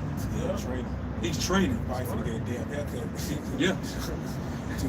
But to your point, you have to be comfortable being uncomfortable. Exactly. Exactly. Even a better, a lot of people may not like this boxer. Floyd Mayweather. He's stayed in shape. He ain't fought in how long? A year or 2 right now? He's still in shape. He still go to the gym. He still spar. He still hit the bag. He's still living as a fighter. He fighting these exhibitions with guys that's not really on a pro level like that, but I guarantee you he trains as if he's about to fight a unified champion. Yeah. I guarantee that. Yeah. He ain't underestimating nobody. But he lives that lifestyle though. Yeah. He just lived that way. I remember one of them 24/7 we was watching. Here in Vegas, whatever. He went down to a little strip club, made it rain, with a few racks or whatever he had, and ran home. Driving right by. He didn't even have water. I don't even know if he had water. He might have had water. He don't drink water. He about to run 7 miles back to the house. But that's what he went down there for that, to run home. Hey, another example, right? That whole controversy with the Super Bowl halftime performance shit, with with Kendrick Lamar, and how people was like, "No, I think Lil Wayne should have got it because it was in New Orleans." But this nigga Lil Wayne, this nigga, his lifestyle. The nigga's on. You could tell he was just off the shit all the time. This nigga don't remember shit. His wind is very low. He get tired. He won't be able to endure it. And when you look at the performance that they did, this nigga Kendrick was running up and down the fucking field. Shape. That dude had to run. He had to do a lot of running and training to do that performance. That's part of the reason why they was like, yeah, he would be fit to do the performance. Because he entertained the whole. He said he says he runs 6 miles a day just to get his win. Because you're not just standing there rapping. He's moving around, rapping, and moving while he's still using his vocals. Yeah. And that takes a lot of energy. Yeah, that's good breath control. That's good. Breath control. Hey, I don't know if y'all heard when they're reading on the water. You know when he said A minor, he said it too. He didn't just let the crowd say it. He held that note after running for 17 minutes or whatever he had done up and down that field. To have his breath at the end of that. That's the thing, man. I went to a basketball trial before semi-pro shit. You know what the coach said to us? We about to weed y'all out. We about to make y'all run. And once, right now, shit, I know I ain't in great shape, but I'm all right. They ran us till people left. And the purpose was, after we said, y'all stayed, okay, now we about to play. So all that, bro, stands, random shit, bro. People are running our minds back. Getting us tired. Run up and down the bleachers. And I'm gonna correlate this back to the truth in a second. But we did all this just so we can say, now let me see what you play like when you're tired. Because you shouldn't be tired. And that's the same mentality that's true. With the expectation and the hope we have of the great things in heaven we have stored up for us. As a matter of fact, somebody get a second number 7. You got it. I just want to say this real quick, and you can go with yours. Because we shouldn't get tired for the expectation of what's coming. Somebody else will get Romans 8. This is 18. 1 Corinthians 9, starting at 24 in the NLT. It says, don't you realize that in a race, everyone runs, and only one person gets the prize? So run to win. All athletes are disciplined in their training. They do it to win a prize that will fade away, but we do it for an eternal prize. So I run with purpose at every step. I am not just shadow boxing. That's why I tell about masteries when Brother read it earlier. Strive for mastery. That's NLT? Hey, the highest level of any activity, and the Apostle says it all the time. Apostle Paul always says this. You ain't working against the next guy or you're a Christian, you're training against yourself. That's what this thing is. It's really you versus you. That's your ultimate opponent, competitor, is your own self. It's your spirit fighting your flesh. That I'm going to get up and go to the gym when I don't feel like it. Then I'm going to get up and read this when I don't feel like it. I'm going to not watch or do what I want to do that's going to be fun and pleasurable because I want to. Hey, I get to the point sometimes you choose to watch something that's not, I'm not just watch this other half of this Apostles live stream, but I'm going to watch this movie. I can't enjoy the movie good. You be like, man, fuck, I'm tired now. Still gotta get up and fight. And that goes back to that expectation, man. Whatever your expectation is, you're gonna work towards it. You know, when you training. I'll read verse 26 again. It says, so I run with purpose in every step. I am not just shadow boxing. I discipline my body like an athlete, training it to do what it should. Otherwise, I fear that after preaching to others, I myself might be disqualified. My point came back of, everybody looked good, at first. In the first quarter, in the first couple of rounds of that fight, in the first couple of meters of that run, everybody looked good. But it's when you about to, reach the end of that match or that run or that fight, when you really got to dig in the most, that's when the true, everything that you put in, that's when it really come out. And that's why they call those later rounds championship rounds. Those are the rounds that matter. If your conditioning wasn't up to par, it's gonna show in the later rounds. you're gonna fuck around and probably get knocked out. Because now you're gassing out. You don't have any more strength and energy. The other guy that trained harder than you did, he still got his energy. He still got his strength up in those later rounds. So it's a high chance that he's about to stop. He's made all the right decisions. It's gonna show. Like that one, I think it was the last Deontay Wilder fight with Tyson Fury. When he fought Tyson Fury, you could tell that he switched up his strategy for a little bit. You know, he had learned from his new coach. You know, use your jab this time. You know, try to outbox him technically. And that was never his it was never his style to just box you. He was banking on that one right hook knockout shot every fight. But he couldn't get it on a true boxer, a true fighter that's disciplined, that's trained.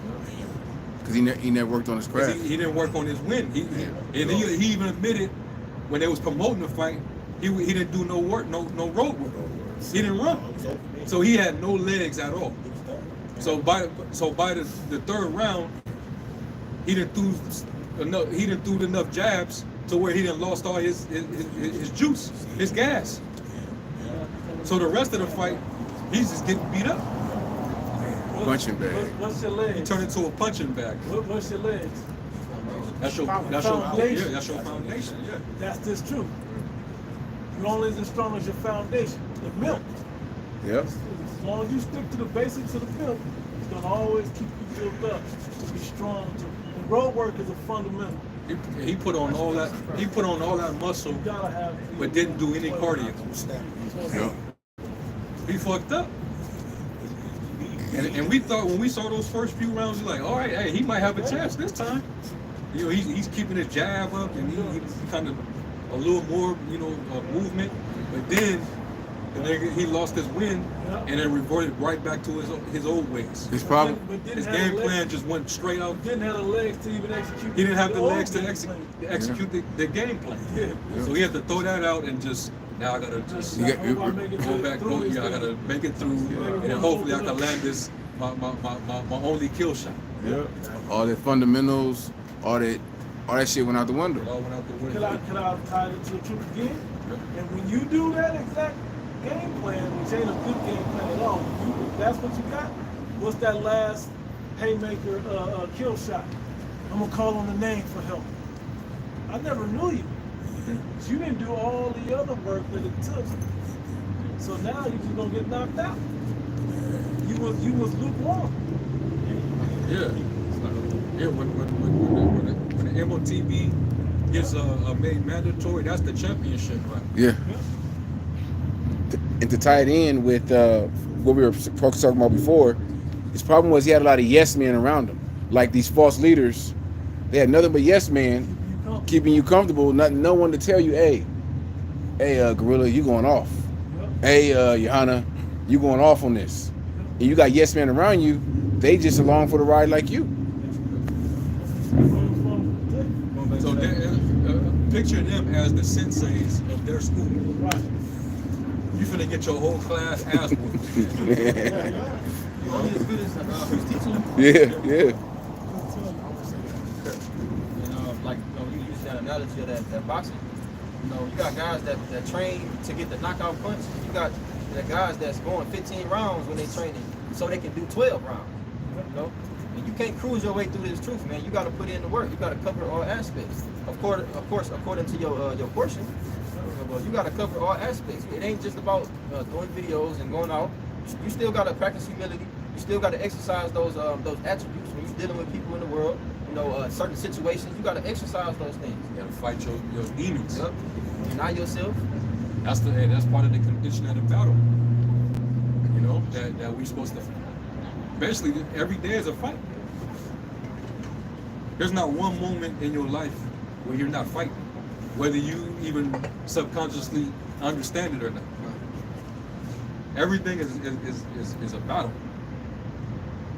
The left hand versus the right. Your flesh versus your spirit. It's all a fight. But you don't want to be the loser. You don't want to be overcome, man. You want to overcome. You want to get the victory. None of that. When you think of, they say you want to get a victory. Jacob was losing that fight with the Yankees. But his endurance, even through pain, getting his hip popped out, y'all that know the story, right? He ended up winning. He endured. Now, I'm not letting you out of this lock until I done broke your shit, bro. Let go, tap out. Fuck no. That's a beautiful point, bro. No. You said he ended up winning. It's not that he won because he overpowered the angel. He won because he didn't give up. Yep. And that's us, man. We can't win in this system. We can't win against Esau. We can't. We don't have nothing. But as long as we continue to trust in the Lord and do what we need to do on our end, we got the victory. What was what you said made me think of And imagine, it's like, imagine if Esau, you know what I'm saying, and this is just an analogy, but imagine if Esau was stumping Jake out in the belly. We know it didn't happen that way, because Jacob was obviously the stronger of the two. But let's say Esau was stumping him out. But yet, when Esau was getting pulled out, Jacob still had his hands firm on his heel, like this fight ain't over with. Mm-hmm. My strength. You feel my strength on the heel of your foot. And that's your most vulnerable part of your body. That Achilles heel. Yeah. Well, hey, that's a representation of what's going to happen in this world. Jake, it's going to seem like Jake is through. Jake is done. There's no way in hell that Jacob is going to bounce back. He done took too much of a beating. He's thoroughly bruised. You know, he got all type of lacerations all over his body. You know, he's bleeding out.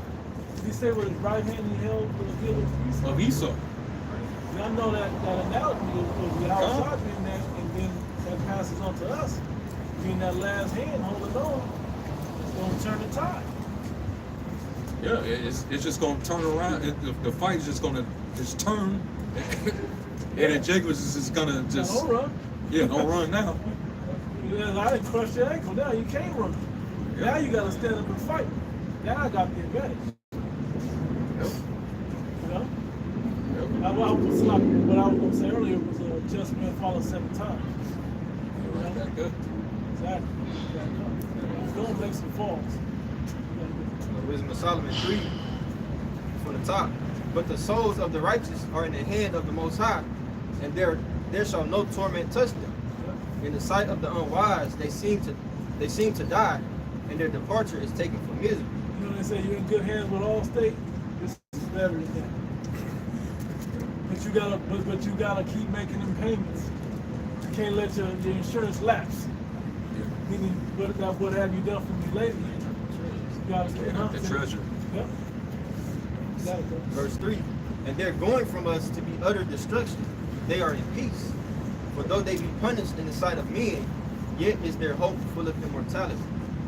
And having been a little chastised, they shall be greatly rewarded. For the Most High proved them and found them worthy for himself. Could you get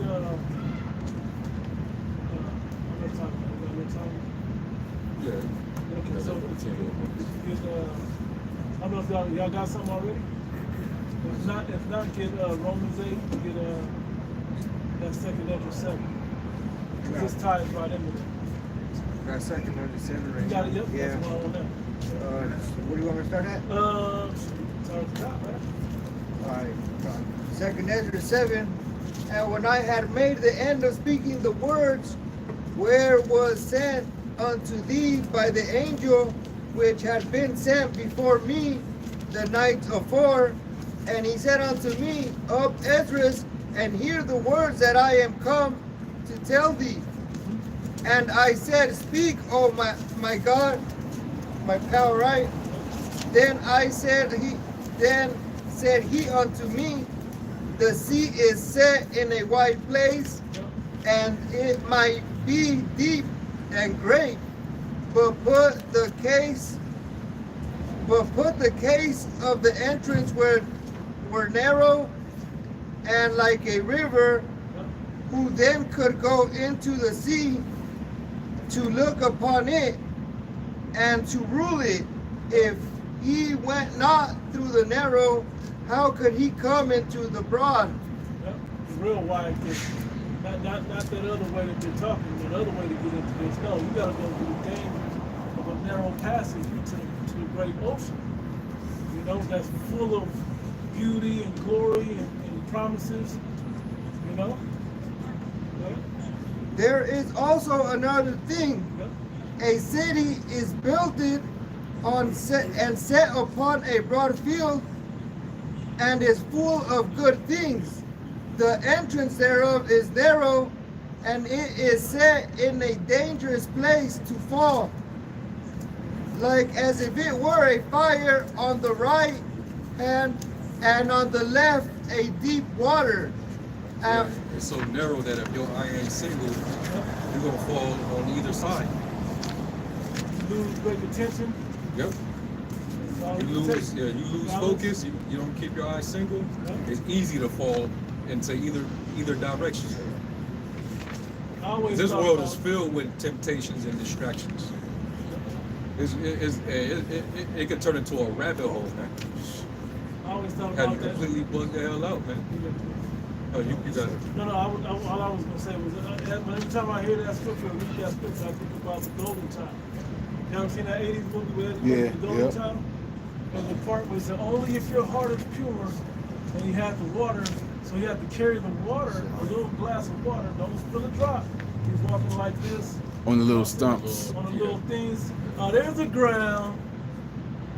There's no ground. What? So you got to cross to get the dagger, right? Right. Well, this is all the same type of analogy if you look at that in a biblical sense. The sword, the little knife he was trying to get with the Bible, the understanding of it, not just to get it, the understanding, but he had to walk. His conduct had to be a balanced way. And he couldn't spill the oil or spill the water that was in his belly. You have to, you know what I'm saying? Like if you take it in the spiritual sense. Well, that's what this is. You got to go through that hard way. When you finally got there, you to touch it, it's like, what do I need? Only if your heart is pure, meaning you have to be of the elect. So he drank the water to confirm that his heart was pure. Then he quenched the fire and he gave the wrath. Remember that one, right? Yeah, What was that? Yeah, it was. Same in the last dragon. Only when he got the confidence of the glow was he able to perform. It became second nature unto him. But what did he do the whole time? He was constantly training. But he didn't see himself as that. So we walk in the confidence of understanding this thing. But on that path is what's going to build that confidence up for that expectation. He was submerged in the water, and when he came out, he had to go. He hit him. Yep. Yeah. It was almost like he was baptized or anointed him. Yeah. You got a little more on there.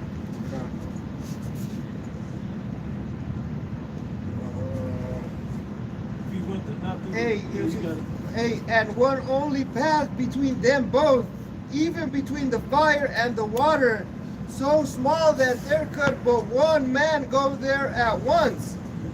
If this city is now given unto a man for an inheritance, if he never shall pass the danger set before it, how shall he receive this inheritance? And the thing about an inheritance, say you got 3 or 4 kids, so it's just 2. You gonna give it to the fuck up, or you gonna give it to the one that's taking care of business? That's been through some shit, that understands the pitfalls of life, and that's gonna expound upon it.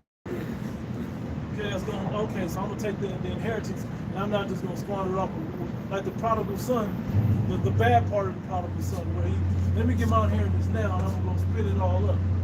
And that's the bad part when you do that. You know, but there's one that stayed close to the father, that stayed close, you know, that waited on him. But the other one went out and tried to make something of it. Now, it gets a deeper meaning, you go further into that, but you don't want to be that guy that takes this information, like these guys are getting exposed now, and try to run it and do your own thing with it. They all came up short. You got it, bro. All right, verse 10. And I said, it is so, Lord. Then said he unto me, even so also is Israel's portion, because for their sakes I made the world. And when Adam transgressed my statutes, then he was decreed that now is done. Hey, you know what that process is now that he transgressed my laws? Going back to the garden, now we gotta play all this terrible shit out. But why? We had to go through this narrow to truly understand. Jake would understand, man, if you have the whole world, you send Jake down to the Arctic, Jake ain't gonna appreciate it. They're gonna be too busy worried about how cold it is, missing all the wonderful life that's going on in the Arctic, missing all what needs to be set balance on in the Arctic. Jake's gonna go into the middle of the forest and be mosquitoes and gnats and bugs and shit, missing all the great beauty in the fucking waterfall if you go a little bit further. You know, I'm just using analogies, you know? But this is how this thing works. You gotta be able to endure all the work that it takes to get through this, to get into the beauty that the Heavenly Father has stored up for us. Hey, and part of it now, of the earnest of the Spirit, we get to use some of this wisdom now. You start seeing like this works. The stuff that we're looking, man, you see brothers all over this country and all over the world using the wisdom of Yahweh Shai with prayer and faith and all of that, and you see it changing them. I think it's just a little bit more. Yeah. Can you read that last verse? Because for their, verse 11, because for their sakes I made the world, and when Adam transgressed my statutes, then was decreed that now is done. In other words, we were made to be immortals, and you know we had the garden eastward in Eden. It was a paradise. As long as we lived righteously, we would live basically forever.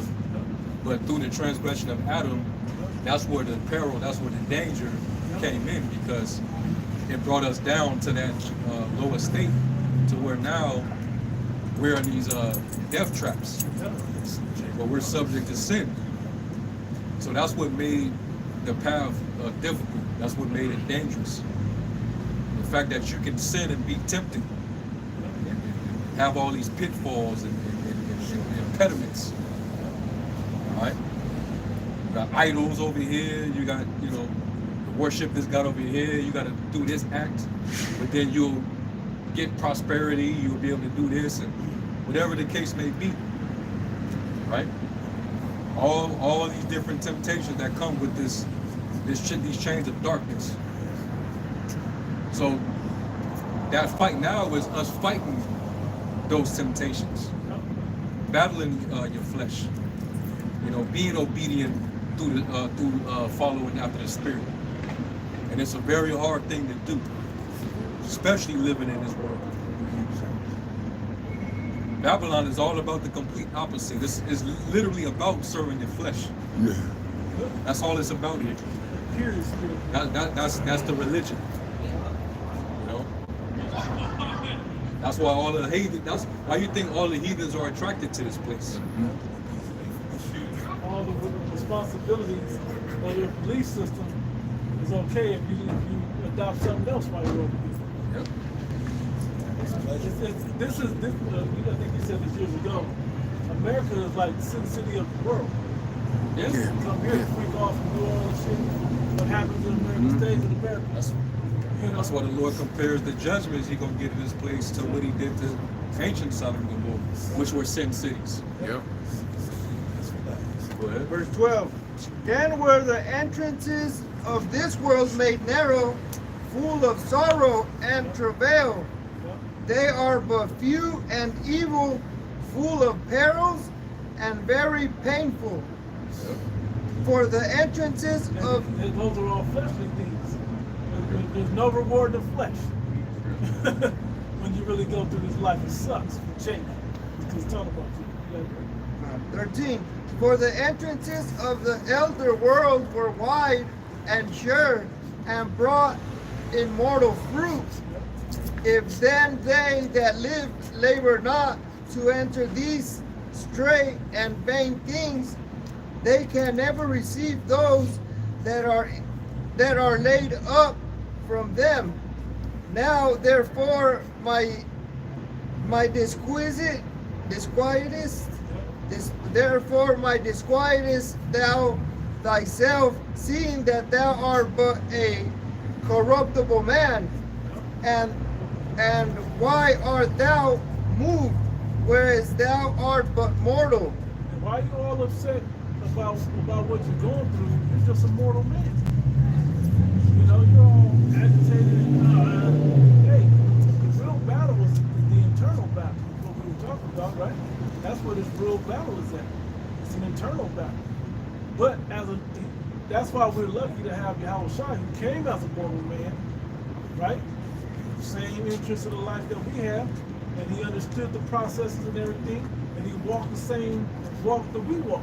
Now he walked it with a different spirit on it, showing that he had a righteous spirit of perfection on it. So we need that. So, but he left us an example to prove our faith with. And it's spiritual too, because when he came as the first Adam, it set the precedent and the stage for this difficult path that we have to go, right? But when he came as Yahushai, he had to go through that same difficult battle that he caused as Adam to actually beat the game. You got to see the fruit of what he allowed to do.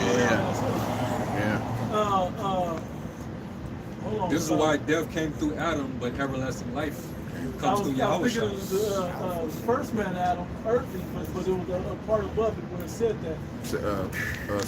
2 Corinthians 15? 15, I believe it was in. 1 Corinthians 15? I don't want to brother grab it, but it talks about that. It absolutely talks about the scriptures go into that. He had the one that rectified all. That's why I think earlier it said the last enemy is death, and he defeated. It's because he brought death into the world. Yeah, what was that one? That in Roman. Apocrypha? You know the other one? Where it said that death came through him, so he had to come and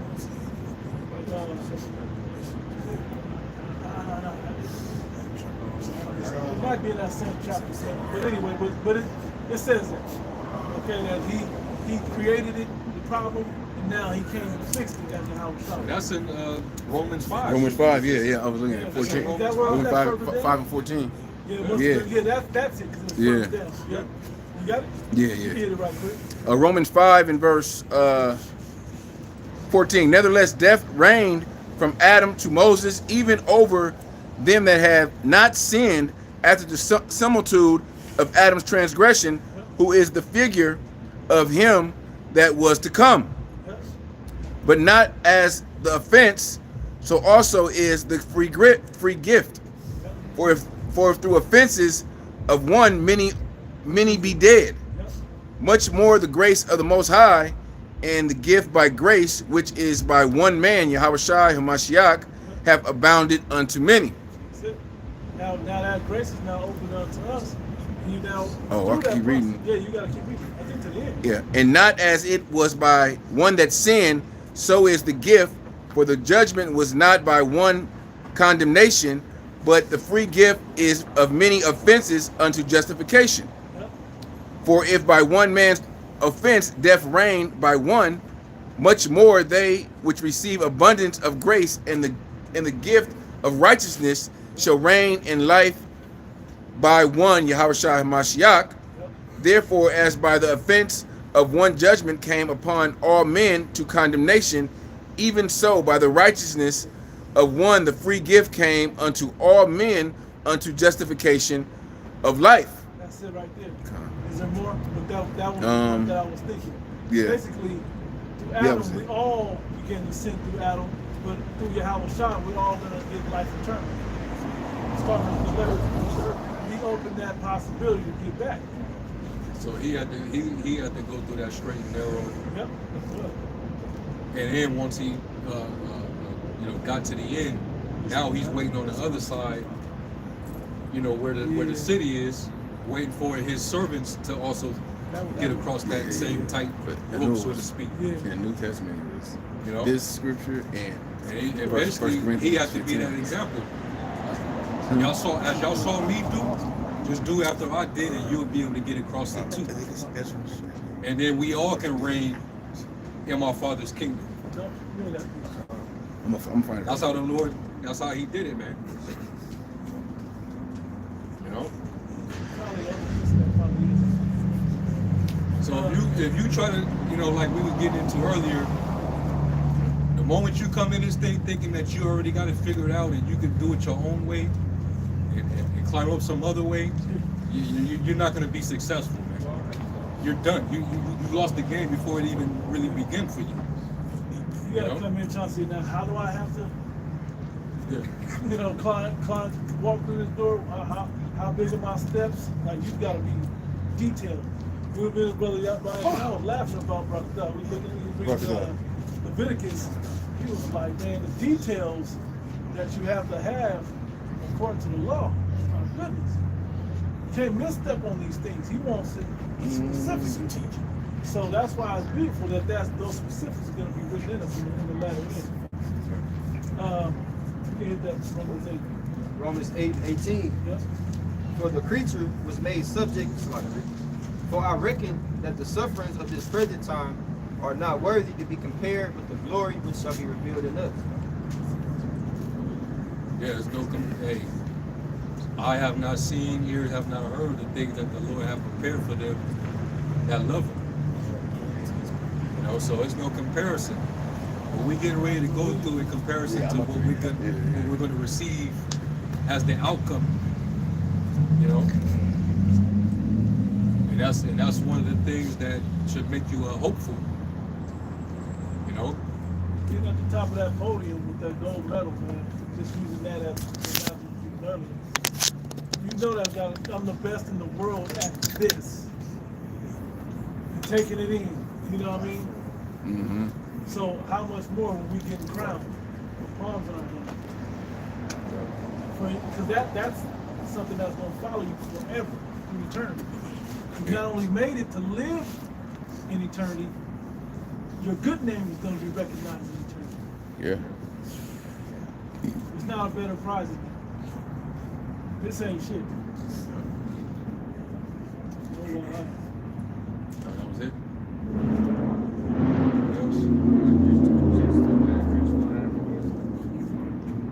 We can end off with Romans 8 and like around 34, 35, somewhere in there. It's Romans 8, verse 5. Yeah, start at 33. That's right, 33. Romans 8:33. Who shall lay anything to the charge of Yahweh's elect? It is the Most High that justifies. Who is he that condemneth? It is Hamashiach that died, yea, rather, that is risen again, who is even at the right hand of the Most High. Hey, going back to that 33, some people want the mercy of David. You know, give him the mercies of David. Nah, man, it ain't nothing for us. You hear that? Like, that was a special man. Yeah. Set apart for that. Yeah. He chose him to go through those things and to get mercy through. That has nothing to do with what you guys do. When people asking for the mercies of David. You ready to go? You ready to go through the shit Right. David went through? Right. and be honorable. Right. And, have There's a level of Yeah. affliction. Right. Yeah. As the What? Lord said, who he loved, he chastens. Yep.